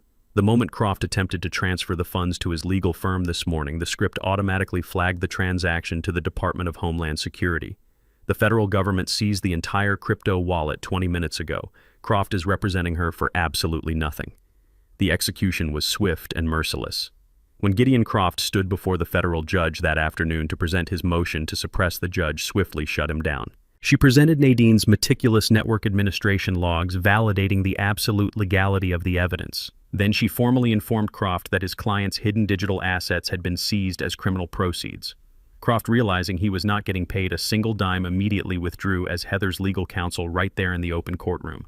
Heather screamed in absolute, unfiltered despair as the marshals dragged her back to her cell. Her final desperate loophole had become the very noose that sealed her fate. She was completely bankrupt, utterly defenseless, and permanently locked in a concrete cage. While Heather's legal hopes were being incinerated in a federal courtroom, Kendrick was fighting a completely different battle for survival. The brutal Baltimore winter was unforgiving. He had spent 2 days sleeping in alleyways and eating out of commercial dumpsters. He was freezing, starving, and constantly looking over his bruised shoulder for the shadow lenders he knew were still hunting him for sport. Desperation breeds a very specific kind of reckless stupidity. Kendrick remembered the detached garage behind my condemned property. He remembered the heavy rusted tools I used to keep in the metal cabinets. He figured he could pry open the alleyway door, steal my expensive power tools, and sell them to a local pawn shop for enough cash to buy a bus ticket out of the state. He approached the garage under the cover of darkness. The alley was completely empty, lit only by a flickering broken street lamp. Kendrick jammed a rusted crowbar between the wooden double doors, putting all his remaining weight into the effort. The old wood splintered and gave way with a loud crack. He slipped inside the dark, freezing garage, shivering violently as he clicked on a stolen flashlight. The garage was entirely empty. I had moved all the tools and equipment to the penthouse days ago. Kendrick groaned in absolute frustration, kicking an empty cardboard box across the concrete floor. But as the flashlight beam swept across the back wall, he noticed something highly unusual. The heavy metal shelving unit that normally covered the rear concrete wall was gone. In its place was a distinct rectangular seam cut directly into the foundation. It was the hydraulic access panel to Nadine's subterranean tunnel. Kendrick approached the panel, his breath pluming in the freezing air. He ran his bruised fingers along the seam, finding the heavy steel lever hidden in the recess. He pulled it. The hydraulic mechanism groaned loudly, grinding against the frozen tracks before slowly sliding the heavy concrete slab to the side. A blast of damp, stale air rushed out of the dark, narrow tunnel. Kendrick stared into the abyss, completely shocked. He had lived in this house his entire childhood, and never once suspected a secret passageway existed right beneath his feet. He stepped into the tunnel, pulling his thin jacket tight around his shivering shoulders, completely unaware that he had just tripped a silent infrared perimeter alarm wired directly to my encrypted network. In my penthouse, a bright red notification flashed across my tablet screen. Perimeter breach detected. Garage egress protocol. I watched the night vision camera feed as my son crept slowly down the subterranean tunnel, heading directly toward the flooded, toxic ruin of the basement. He was walking willingly back into the exact slaughterhouse he had barely escaped 2 nights ago. I set my coffee cup down and picked up my heavy wool overcoat. I did not call the police. I did not call the syndicate enforcers. It was finally time to confront the boy I had raised. I signaled my private driver, instructing him to head toward the condemned property. I was going to meet my son in the dark. Kendrick navigated the pitch-black darkness of the subterranean tunnel, dragging his frozen hands along the damp, reinforced concrete walls. The air was thick, suffocating, and smelled heavily of old earth and industrial runoff. He shivered violently, his thin jacket completely inadequate against the biting cold of the underground passage. Halfway through the narrow corridor, a low mechanical grinding sound echoed behind him. Kendrick spun around his stolen flashlight, trembling wildly. The heavy hydraulic access panel in the garage was sliding shut on its automated tracks. It closed with a heavy final thud, perfectly sealing the tunnel. Kendrick scrambled back, pressing his bruised hands against the solid concrete slab, but there was no internal lever to release the mechanism. Nadine had designed the secondary egress as a one-way escape route. Once the exterior panel engaged, the tunnel was permanently sealed from the outside. Kendrick was completely trapped. With no other option, he turned and waded forward, finally stepping out into the flooded, toxic ruin of the main basement. The flashlight beams swept across the collapsed brick column, the sagging overhead joists, and the thick puddles of dried chemical fire retardant. He moved frantically toward the center of the room where the decoy safe still sat, desperately hoping Heather had missed something. He kicked aside a piece of shattered drywall, groaning in sheer frustration as he found absolutely nothing but wet concrete and broken plaster. Then the overhead lights suddenly flickered to life. Kendrick dropped his flashlight with a loud splash. He spun around, his eyes wide with unadulterated terror, fully expecting to see the heavily scarred faces of the underworld syndicate enforcers. Instead, he saw me. I stood at the base of the wooden stairs, perfectly illuminated by the harsh glare of the single industrial bulb I had just switched on from the main breaker box. I wore a heavy custom-tailored wool overcoat and leather driving gloves, looking completely impervious to the freezing temperature of the condemned cellar. Kendrick stared at me, his jaw trembling, his bruised face a mask of absolute shock. He had expected to find an abandoned, decaying ruin, not the father he had actively tried to destroy. Dad Kendrick choked out his voice, a pathetic, raspy whisper. "What are you doing down here?" I stepped off the wooden stairs onto a dry patch of concrete, keeping my distance. "I came to see what a rat does when it realizes the ship is already at the bottom of the ocean," I replied smoothly, my voice echoing off the damp walls. Kendrick immediately fell back into his deeply ingrained patterns of manipulation. He took a stumbling step forward, wrapping his arms around himself, playing the role of the helpless, victimized child. "You have to help me, Dad," he pleaded, tears welling in his bloodshot eyes. "Heather ruined me. She lied to me about the business. She forged my signature on those shadow loans. I did not know she was going to lock you out or try to declare you mentally incompetent. She manipulated both of us. We are victims."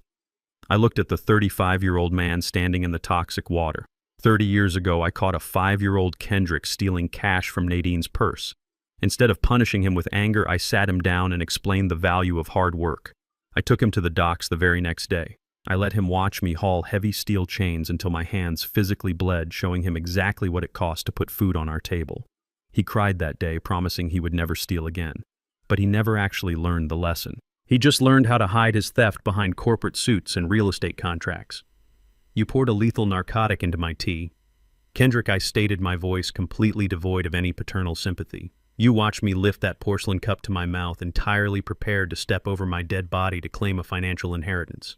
Heather did not force you to do that. The syndicate did not force you to do that. You made that murderous choice completely on your own." Kendrick's pathetic facade instantly crumbled. His tears dried up, replaced by a desperate, feral hostility. He pointed a trembling finger at my expensive overcoat. "You set us up," he snarled, his voice rising into an aggressive shout. "You knew about the environmental penalty. You deliberately signed that quitclaim deed knowing it would financially bury us. You drove Heather into a federal prison and left me to get slaughtered by the underworld. You planned this entire disaster. I did not set you up, Kendrick. I simply stepped out of your way and let your own boundless greed do the heavy lifting," I replied calmly. "You wanted the house. I gave you the house. You wanted to manage the portfolio. I let you manage it. You built your own gallows, you tied the noose, and you jumped. I just refused to be your safety net." Kendrick looked around the ruined basement, his chest heaving heavily. He was completely cornered. The tunnel behind him was an impenetrable dead end leading to an empty garage. The stairs in front of him were blocked by my presence. He stared at the heavy gold watch on my wrist, and then his eyes shifted to the electronic key fob dangling from my gloved hand. The keys to the armored town car idling in the street above. His survival instincts entirely overrode his remaining shreds of sanity. He reached into his soaked jacket pocket and pulled out a jagged, rusted piece of metal pipe he had scavenged from the alleyway. "Give me the keys," Dad Kendrick demanded, raising the rusted weapon toward my face. "I am not dying in this freezing hole. Toss the keys on the ground and step away from the stairs. Do not make me hurt you." I did not move a single inch. I looked at the jagged metal in his trembling hand and let out a low, humorless laugh. "You genuinely think you can overpower a man who spent 40 years loading commercial freight by hand?" I asked softly. "You cannot even hold your arm steady, Kendrick. You are shivering too hard to land a strike." With a guttural, desperate scream, Kendrick lunged forward. He splashed wildly through the freezing water, thrusting the rusted metal pipe directly toward my chest. I simply sidestepped his clumsy, entirely predictable attack. As his forward momentum carried him past me, I brought my heavy leather-clad forearm down hard against the back of his neck. Kendrick collapsed face first into the icy water with a loud, pathetic splash. The piece of metal clattered across the concrete floor, sliding into the dark shadows. He scrambled onto his hands and knees, coughing violently, completely defeated by a single, effortless physical motion. I stood over him, casually adjusting the cuffs of my overcoat. "You have always been weak, Kendrick. Weak in character, weak in loyalty, and weak in spirit." I reached into my pocket and pulled out a sleek, heavy-duty industrial padlock. As Kendrick looked up, his eyes widening in utter confusion, the distinct sound of heavy, synchronized footsteps echoed from the wooden floorboards directly above us. It was not a single person. It was the heavy tread of multiple large men systematically moving through the main floor of the condemned house. They tracked my phone. Kendrick whimpered, crawling backward toward the collapsed brick column in sheer terror. "The syndicate. They found me." I turned toward the wooden stairs, beginning my ascent. "They did not track your phone, Kendrick. I texted the lead enforcer your exact coordinates 10 minutes ago," I stated coldly. I stepped up to the landing, pulling the heavy basement door shut behind me. As Kendrick screamed for mercy, his voice echoing frantically in the toxic chamber, I slammed the heavy padlock into the exterior steel latch, locking him permanently inside the ruined vault just as the 4 syndicate enforcers reached the top of the stairwell. I walked calmly out the front door of the condemned property, my breath forming pale clouds in the freezing night air. The lead enforcer of the syndicate stood on the shattered front porch, his heavy boots crushing the remnants of the municipal warning signs.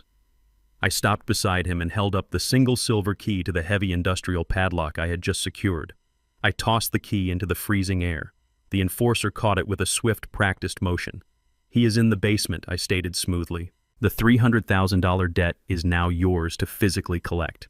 But I have a very specific stipulation. You are not to break his bones or dump him in the harbor. That is far too easy an escape for a man like him. You are going to put him to work." The syndicate owns several unregulated commercial warehouses and scrap yards on the industrial outskirts of the city. He is going to sort heavy metal haul toxic scrap and break his back for 14 hours a day, 7 days a week, until every single penny of that principal is paid off. He despised the working class his entire life. Now he is going to bleed with them. The scarred enforcer let out a low, rumbling chuckle, slipping the key into his canvas coat. "Indentured servitude," the enforcer mused. "A highly effective collection method. We will make sure he earns his keep, Mr. Hayes." I stepped into the warm, luxurious cabin of my armored town car and instructed the driver to return to the penthouse. The physical confrontation was over, but the financial annihilation of the Belmont family was reaching its absolute climax. By the following Tuesday, the full weight of corporate litigation had entirely crushed Heather's parents. Richard and Patricia Belmont had spent their entire lives perched on a pedestal of unearned generational wealth, looking down their noses at anyone who did not match their tax bracket or skin color. Alaric Thorne systematically dismantled that pedestal with the precision of a master surgeon. The cross-collateralization clause Heather blindly signed did not just permit the seizure of their primary mansion. It acted as a financial contagion. Alaric utilized my holding companies to aggressively enforce the lien against their secondary assets. He legally seized Richard's vintage sports car collection, auctioned off Patricia's extensive designer jewelry vault, and permanently liquidated their offshore retirement portfolios. When Richard attempted to reach out to his wealthy country club associates for an emergency loan, he discovered that Alaric had already sent a formal legally mandated notice of debt collection to the club's board of directors. Richard and Patricia were publicly stripped of their elite memberships, utterly humiliated in front of the exact high society peers they had spent decades trying to impress. They were entirely blacklisted from the financial community. Within a week, the former corporate executive and his arrogant wife were reduced to sleeping on thin cots in a crowded municipal shelter on the east side of Baltimore, standing in line for powdered eggs and stale bread. They were forced to inhabit the exact world of poverty they had ruthlessly mocked. While her parents were experiencing the bitter taste of absolute destitution, Heather was fighting a losing battle against profound isolation. The federal detention center was a brutal, unforgiving ecosystem. Stripped of her makeup, her power suits, and her aggressive corporate authority, she was just another inmate wearing an oversized orange jumpsuit. She spent her days pacing her narrow concrete cell, her mind frantically searching for a single remaining loophole. She had completely alienated her parents. She had thrown her husband to the wolves. She was entirely alone. But the true scope of her nightmare had not fully materialized until she received an official visitor on a bleak Thursday afternoon. She walked into the harsh fluorescent-lit visitation room, expecting to see a court-appointed public defender. Instead, Alaric Thorne sat at the metal table wearing an immaculate bespoke suit and holding a thick, pristine legal binder. Heather froze in the doorway, her eyes darting nervously toward the armed guard. "Sit down," Heather Alaric commanded, his voice echoing with absolute authority. Heather shuffled forward, her heavy chains rattling against the concrete floor. She collapsed into the metal chair, staring at the polished lawyer with a mixture of hatred and sheer terror. "What do you want?" she hissed, her voice cracking from days of screaming in her cell. "You already took everything. You froze my accounts. You put me in here." Alaric offered a cold, predatory smile. "We are not entirely finished yet." He opened the heavy binder and slid a massive stack of civil litigation documents across the table. "As you know, you are currently facing decades in a federal penitentiary for criminal racketeering and wire fraud. But I am not here representing the federal government. I am here representing the 214 minority families you systematically defrauded, evicted, and destroyed." Heather stared blindly at the legal text. Alaric tapped his silver pen against the top page.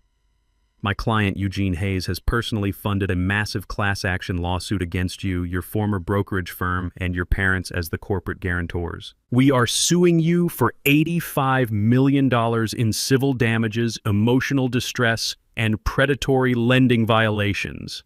Heather gasped, her lungs struggling to pull in the stale prison air. $85 million. You are insane. I do not have a single dime left to my name. I am completely bankrupt. Alaric leaned forward, his eyes locking onto hers with unyielding intensity. "We are perfectly aware of your current financial insolvency, Heather. We are not suing you to collect liquid cash right now. We are suing you to secure a permanent, inescapable lifetime judgment. Once the federal judge awards us this massive civil victory, it attaches directly to your Social Security number until the day you die. If you ever manage to get out of federal prison, if you ever earn a single paycheck, inherit a single dollar, or attempt to buy a single piece of property, our judgment automatically garnishes it. You will never own a home. You will never hold a credit card. You will spend the absolute rest of your miserable life working minimum wage jobs just to hand 90% of your paycheck directly back to the families you ruined." Heather stared at Alaric, her entire body trembling as the absolute permanence of her destruction set in. She was not just facing a temporary prison sentence. She was facing a lifetime of guaranteed enforced poverty. "Eugene Hayes sends his regards," Alaric stated smoothly, snapping the heavy binder shut. He stood up, adjusted his silk tie, and walked out of the visitation room, leaving Heather completely shattered, weeping uncontrollably into her shackled hands. I sat in my penthouse looking out over the glittering lights of the Baltimore skyline. The city looked peaceful from this altitude, a stark contrast to the absolute financial warfare I had waged over the past month. I picked up Nadine's black leather notebook from my desk, tracing the embossed cover with my thumb. My wife had been a genius. She saw the sickness in Heather's heart long before it metastasized into our family. She understood that systemic predators like Heather relied on the silence and fear of their victims. But Nadine refused to be silent, and she made absolutely sure I possessed the exact tools required to tear their empire down to the studs. The federal trial was scheduled to begin in less than 2 weeks. The prosecutors had built a flawless, impenetrable case utilizing the massive digital cache Nadine had stored in the subterranean servers. They had Kendrick's high-definition video confession, the forged corporate documents, and the irrefutable paper trail of the illegal redlining operation. The Department of Justice was not offering any plea deals. They wanted a highly publicized, devastating conviction to send a clear message to every other predatory broker operating in the shadows. I poured myself a glass of aged bourbon, raising it slightly toward the framed photograph of Nadine resting on my desk. "We did it, my love," I whispered to the empty room. "We took everything they valued. We stripped them of their arrogance, their wealth, and their freedom." But the final chapter was still waiting to be written. Heather had to face the federal judge. She had to stand in a crowded courtroom and listen to the devastating testimonies of the very families she had tried to erase. She had to look into my eyes as the judge handed down her permanent sentence. I finished my drink, feeling a profound sense of closure settling into my bones. The traps had all sprung perfectly. The predators were securely locked in their cages. Now it was time to watch the absolute finality of justice take its course. Miles away from the pristine, climate-controlled federal courthouse, my son was discovering the brutal reality of manual labor. The underworld syndicate did not believe in standard 8-hour shifts or occupational safety regulations. They owned a sprawling, unregulated scrapyard on the industrial outskirts of Baltimore, a graveyard of rusted shipping containers and jagged metal. Kendrick was stripped of his tailored suits and forced into a pair of filthy, oversized canvas coveralls. I sat in the back of my tinted town car, parked discreetly on a highway overpass, looking down at the scrapyard. Through a pair of high-powered binoculars, I watched the boy I had raised dragging heavy, rust-covered engine blocks across the frozen mud. His hands, which had previously only held silver pens and luxury steering wheels, were wrapped in cheap leather gloves, blistering and bleeding from the raw friction. A syndicate enforcer stood a few feet away, holding a thick wooden handle, barking orders every time Kendrick slowed his pace. He was working to pay off a $300,000 debt at a rate of pennies an hour. He looked exhausted, broken, and utterly defeated. I lowered the binoculars. I did not feel a single ounce of pity. When I worked the docks, I broke my back to feed my family. Kendrick was breaking his back because he tried to feed his own family to the wolves. While Kendrick bled in the freezing mud, Heather was completely deteriorating inside the federal detention center. Stripped of her ability to manipulate the financial markets, she attempted to manipulate the people inside her concrete cage. She targeted a young, inexperienced correctional officer spinning a pathetic, tear-filled story about being framed by a powerful crime syndicate. She begged the guard to smuggle a contraband cell phone into her cell. She wanted to contact her parents, still foolishly believing Richard and Patricia possessed some hidden offshore account they could use to rescue her. The guard, however, was not the naive fool Heather assumed him to be. He immediately reported the extortion attempt to the prison warden, resulting in Heather being stripped of her general population privileges and thrown directly into solitary confinement. Her parents could not have saved her even if they wanted to. Richard and Patricia Belmont were currently navigating the absolute rock bottom of the Baltimore municipal shelter system. They were forced to share a cramped, unheated gymnasium with hundreds of destitute individuals they had spent their entire lives actively despising. Patricia's designer skincare routine was replaced by harsh institutional soap. Richard's daily golf outings were replaced by brutal, humiliating fights over the last stale bread roll in the cafeteria line. Nadine had predicted this exact collapse years ago. We were sitting in our living room watching the Belmonts practically sneer at our furniture during a forced holiday dinner. Nadine had leaned over and whispered in my ear, "They are parasites, Eugene, and parasites have absolutely no loyalty. The moment the host organism dies, they will immediately turn on each other." Nadine was entirely correct. The shelter staff reported that Richard and Patricia spent their days screaming at one another, violently blaming each other for raising a daughter who had bankrupted their entire lineage. The federal trial was rapidly approaching, and I was not content to simply let the Department of Justice handle the prosecution. I wanted Heather to face the absolute, undeniable human cost of her corporate greed. Alaric Thorne and I spent the week utilizing my holding companies to locate and contact the 214 minority families Heather had illegally evicted. Many of them were living in cramped apartments, struggling to rebuild their lives after Heather's redlining operation had decimated their credit scores and stolen their generational wealth. I did not just invite them to the trial. I funded their entire presence. I rented a fleet of luxury coach buses. I reserved 3 entire floors of a premium downtown hotel.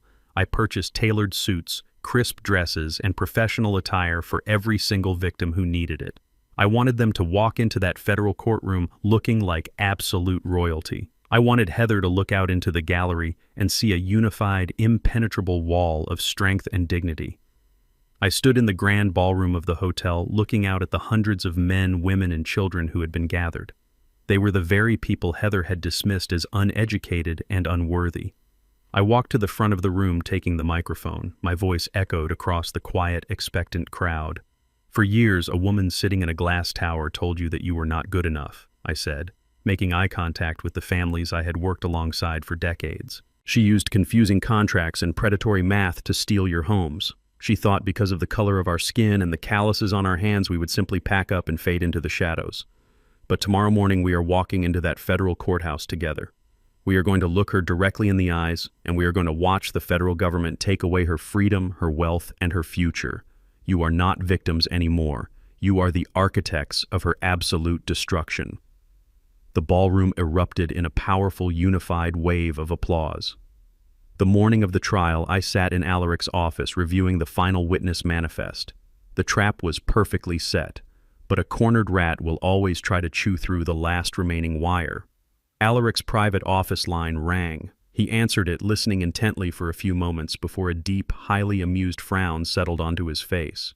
He disconnected the call and looked across the mahogany desk at me. "That was the lead federal prosecutor," Alaric stated smoothly. "Heather is making one final, completely unhinged play. She requested an emergency meeting with the Department of Justice this morning before the jury selection begins."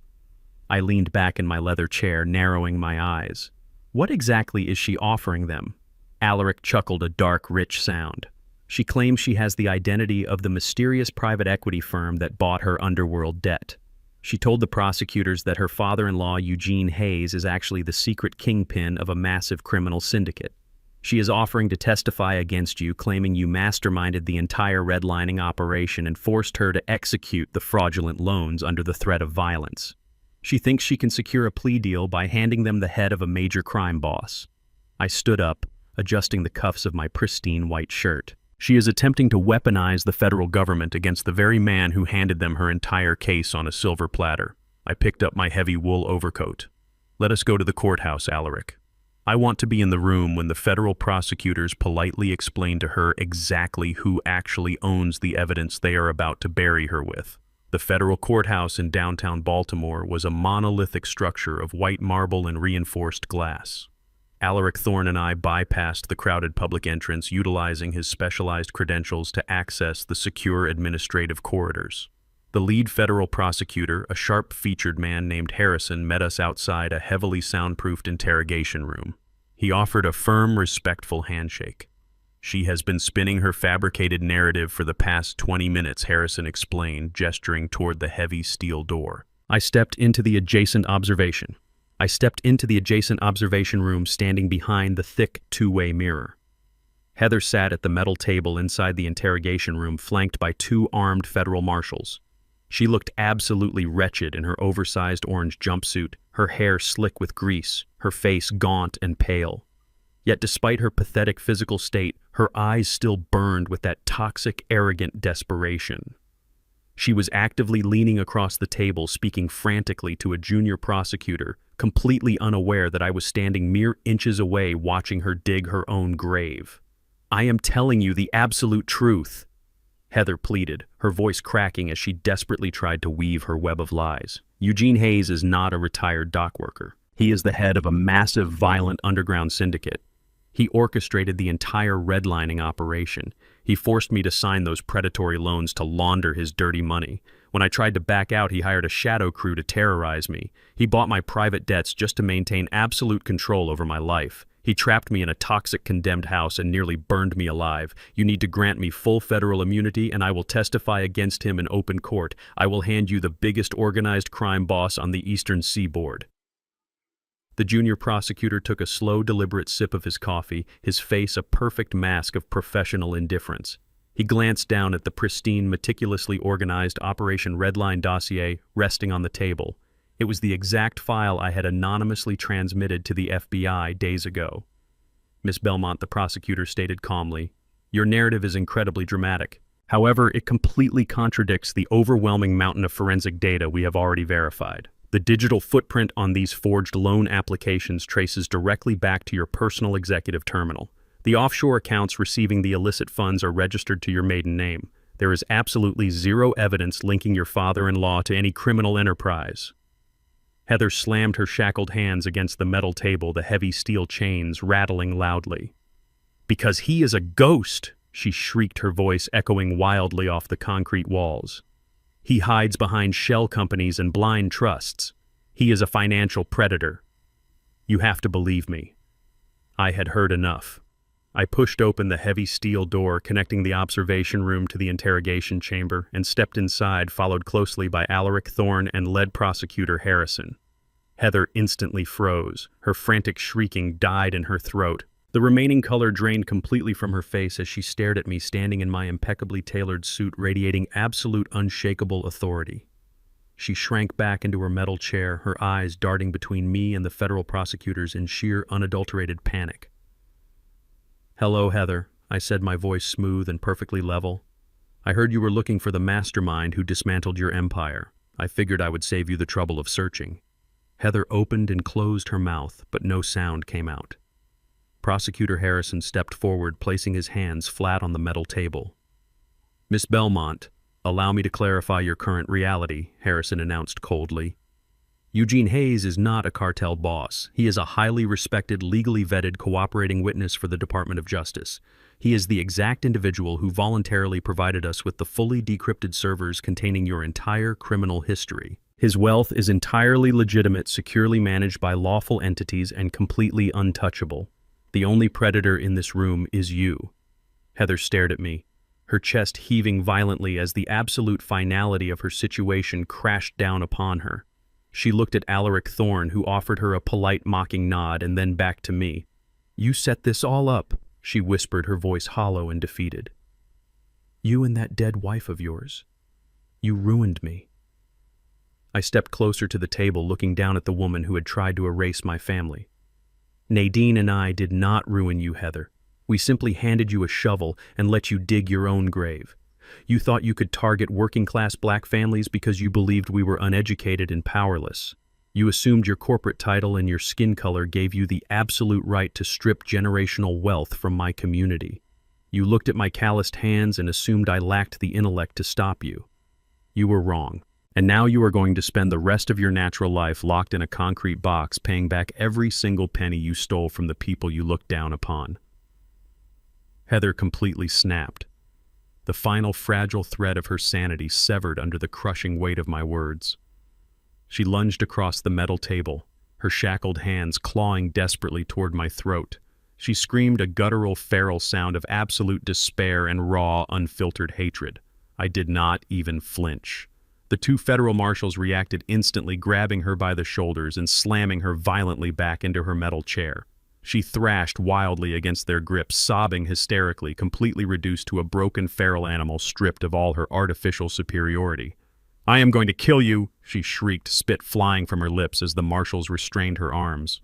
"You are nothing but a filthy dock worker. You are nothing. Take her back to her cell," Harrison ordered, his voice dripping with absolute disgust. "We will see you in court tomorrow morning, Miss Belmont." The marshals dragged her out of the interrogation room, her heels dragging against the linoleum floor. Her screams echoed down the sterile corridor until they were finally muffled by a heavy steel security door clicking shut. I adjusted my overcoat, feeling a profound sense of satisfaction. The final lie had been exposed and destroyed. She had absolutely nothing left to hide behind. The federal prosecutors thanked me for my time, assuring Alaric that her violent outburst had just been formally added to her escalating list of charges. As Alaric and I walked out of the federal courthouse, my phone vibrated in my pocket with a secure message from the Underworld Syndicate. It was a brief, high-definition video attachment. I opened it as I stepped into the warm leather back seat of my town car. The grainy footage showed Kendrick standing in the freezing, mud-soaked scrapyard. The sky was dark, lit only by harsh industrial floodlights. He was holding a heavy steel chain attached to a rusted engine block, his hands wrapped in bloody, tattered canvas gloves. He looked directly into the camera, his face smeared with grease and absolute soul-crushing misery. He was shivering, his breath pluming in the icy air. He was completely broken, stripped of his arrogance and his false entitlement. He was finally learning the brutal, unforgiving cost of $1, paying off his massive debt one agonizing cent at a time. I locked my phone and looked out the tinted window as the town car pulled away from the curb, merging into the downtown traffic. The predators were officially neutralized. Tomorrow morning we would gather in the courtroom and the ultimate inescapable judgment would finally be delivered. The morning of the final sentencing arrived with a freezing torrential downpour perfectly matching the heavy, suffocating atmosphere inside the federal courtroom. The gallery was packed shoulder to shoulder with the families I had invited, a silent, dignified sea of men and women watching their abuser face the ultimate scales of justice. Heather sat at the defense table looking swallowed up by her standard-issue orange jumpsuit. Yet despite her utter humiliation the day before, a sickening, delusional glimmer of her old arrogance had somehow returned to her hollow eyes. Her newly appointed public defender was nervously shuffling through a stack of desperate last-minute legal motions. Heather actually believed she had found one final microscopic loophole buried within the federal elder abuse statutes. She whispered aggressively to her exhausted lawyer, glaring back at me with a venomous, defiant smirk. She genuinely thought that because I was definitively proven to be a wealthy, highly competent man who voluntarily signed the quitclaim deed, the state could not legally classify me as a vulnerable, exploited senior citizen. She believed that dismantling the specific elder abuse enhancement charge would create a domino effect, forcing the federal judge to reduce her mandatory racketeering sentence to a mere slap on the wrist. She was still trying to play three-dimensional chess on a board that Nadine and I had already flipped over and set completely on fire. She stood up when the judge entered the room, holding her chin high, completely convinced that her inherent privilege and corporate background would miraculously save her from a concrete cell. The federal judge took her high-backed leather seat, adjusting her heavy robes before looking down at the defense table with absolute piercing authority. Before the final sentencing could be pronounced, the judge permitted Alaric Thorne to approach the bench to submit one final piece of classified evidence for the permanent public record. Alaric carried the heavy black leather notebook that had initiated this entire execution. He set it gently on the wooden podium. "Your Honor," Alaric stated, his voice carrying clearly and powerfully across the silent courtroom. "The defense has repeatedly questioned the origin of the $500,000 recovered from my client's secure subterranean vault. They have maliciously attempted to paint it as illicit, untaxed funds. Today we are officially declassifying its true purpose." I looked out into the crowded gallery at the hundreds of faces watching intently. That $500,000 in crisp $100 bills was never my personal retirement savings. It was Nadine's final, most brilliant masterpiece. When my wife began quietly auditing Heather's fraudulent brokerage firm 3 years ago, she did not just collect digital evidence from the shadows. Nadine actively reached out to the local community leaders, the pastors, and the exact minority families Heather had illegally foreclosed upon. She organized a massive underground shadow cooperative. That $500,000 was a meticulously managed legal restitution fund gathered penny by penny from the community, secured by Nadine to finance this exact class action lawsuit. It was not hidden personal wealth. It was a community war chest. Nadine knew that fighting a corrupt, entrenched corporate entity required massive liquid capital to secure top-tier legal representation and completely bypass the compromised local courts.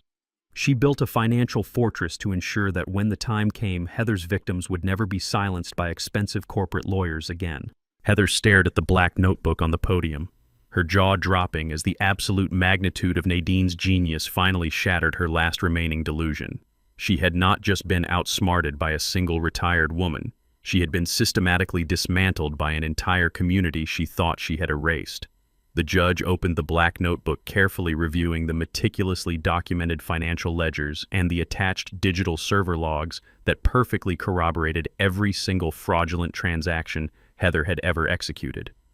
She closed the book with a heavy, definitive thud that echoed through the room like a gunshot. Heather Belmont, the judge, announced, her voice dripping with absolute judicial fury. You preyed upon the financially vulnerable, weaponized your corporate authority, and actively attempted to destroy your own family to cover your systemic crimes. You tried to use the law as a shield for your profound racial and financial arrogance. Today, the law is your permanent reckoning. The judge did not hesitate for a single fraction of a second. She slammed her wooden gavel down onto the sounding block. I sentence you to 15 years in a maximum security federal penitentiary without the possibility of early parole. In addition, the court approves the massive civil judgment against you. Every asset you, your firm, or your accomplices have ever touched is hereby permanently liquidated for immediate victim restitution. Heather collapsed heavily into her wooden chair, screaming in pure, unfiltered agony as the federal marshals instantly grabbed her arms and hauled her away. Her 15 years of absolute misery had officially begun, but the flawless justice delivered that day extended far beyond Heather's concrete prison cell. Kendrick had completely bankrupted himself trying to survive the violent underworld syndicate. He was forced to officially declare Chapter 7 bankruptcy, standing before a municipal judge as a penniless, utterly broken man. Because of his active complicity in the forged loan documents and his attempted extortion, the court mandated a brutal probation agreement to avoid joining his wife in federal prison. He was ordered to complete 2,000 hours of hard physical community service. Alaric Thorne, utilizing his vast political connections, ensured Kendrick was assigned to a very specific municipal detail. My treacherous son was legally bound to clean the industrial shipping ports, the exact same Baltimore docks where I had broken my back for 40 years to put food on his table. He was forced to wear a bright orange reflective vest, picking up trash and hauling heavy rusted debris in the freezing rain, surrounded by the very working-class men he had spent his entire pathetic life looking down upon. The torrential storm had cleared by the following Sunday morning, leaving the Baltimore air crisp and sharply cold. The sprawling cemetery was completely quiet, save for the gentle rustling of the autumn leaves across the manicured lawns. I stood in front of Nadine's polished granite headstone, wearing a heavy tailored cashmere overcoat that shielded me perfectly from the biting wind. The freshly turned earth from weeks ago had settled, covered now by a soft, vibrant blanket of green grass. I reached into my coat pocket and pulled out a single deep red rose. I knelt down slowly, my aging joints aching slightly in the cold, and laid the vibrant flower resting gently against the engraved gold letters of her name. "We finished the job, Nadine," I whispered into the quiet morning air. "The old house is gone, but the financial foundation you built for our people is stronger than it has ever been. The predators got exactly what they deserved." I stood up, adjusting my collar against the wind. I did not feel the hollow, suffocating grief that had anchored me to this exact spot on the day of her funeral. I felt a profound, unshakable peace radiating through my chest. The brutal war was over, and we had won entirely on our own terms. I turned and walked steadily down the paved pathway toward the massive wrought-iron cemetery gates. My private driver was waiting patiently beside a sleek, immaculate midnight black Rolls-Royce. He opened the heavy rear door for me, offering a highly respectful nod.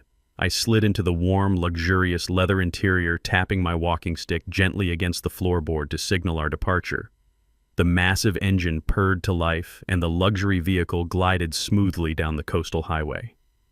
As we approached the gray industrial harbor district, I looked out the tinted window.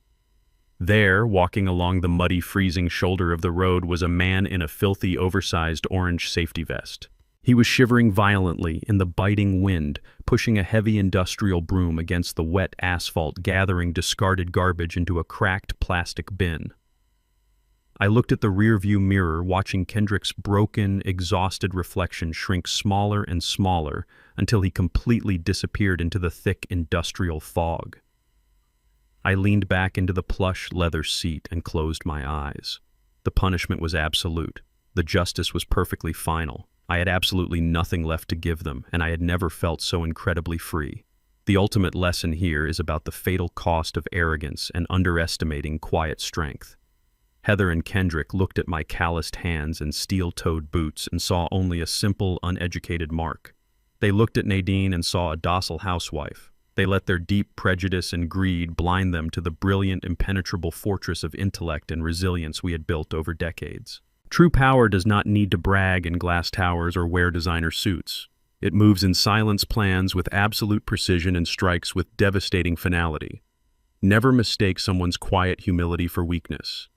If Eugene and Nadine's brilliant pursuit of justice resonated with you, Make sure to hit the like button, subscribe for more incredible stories, and tell me in the comments how you would have handled Heather and Kendrick.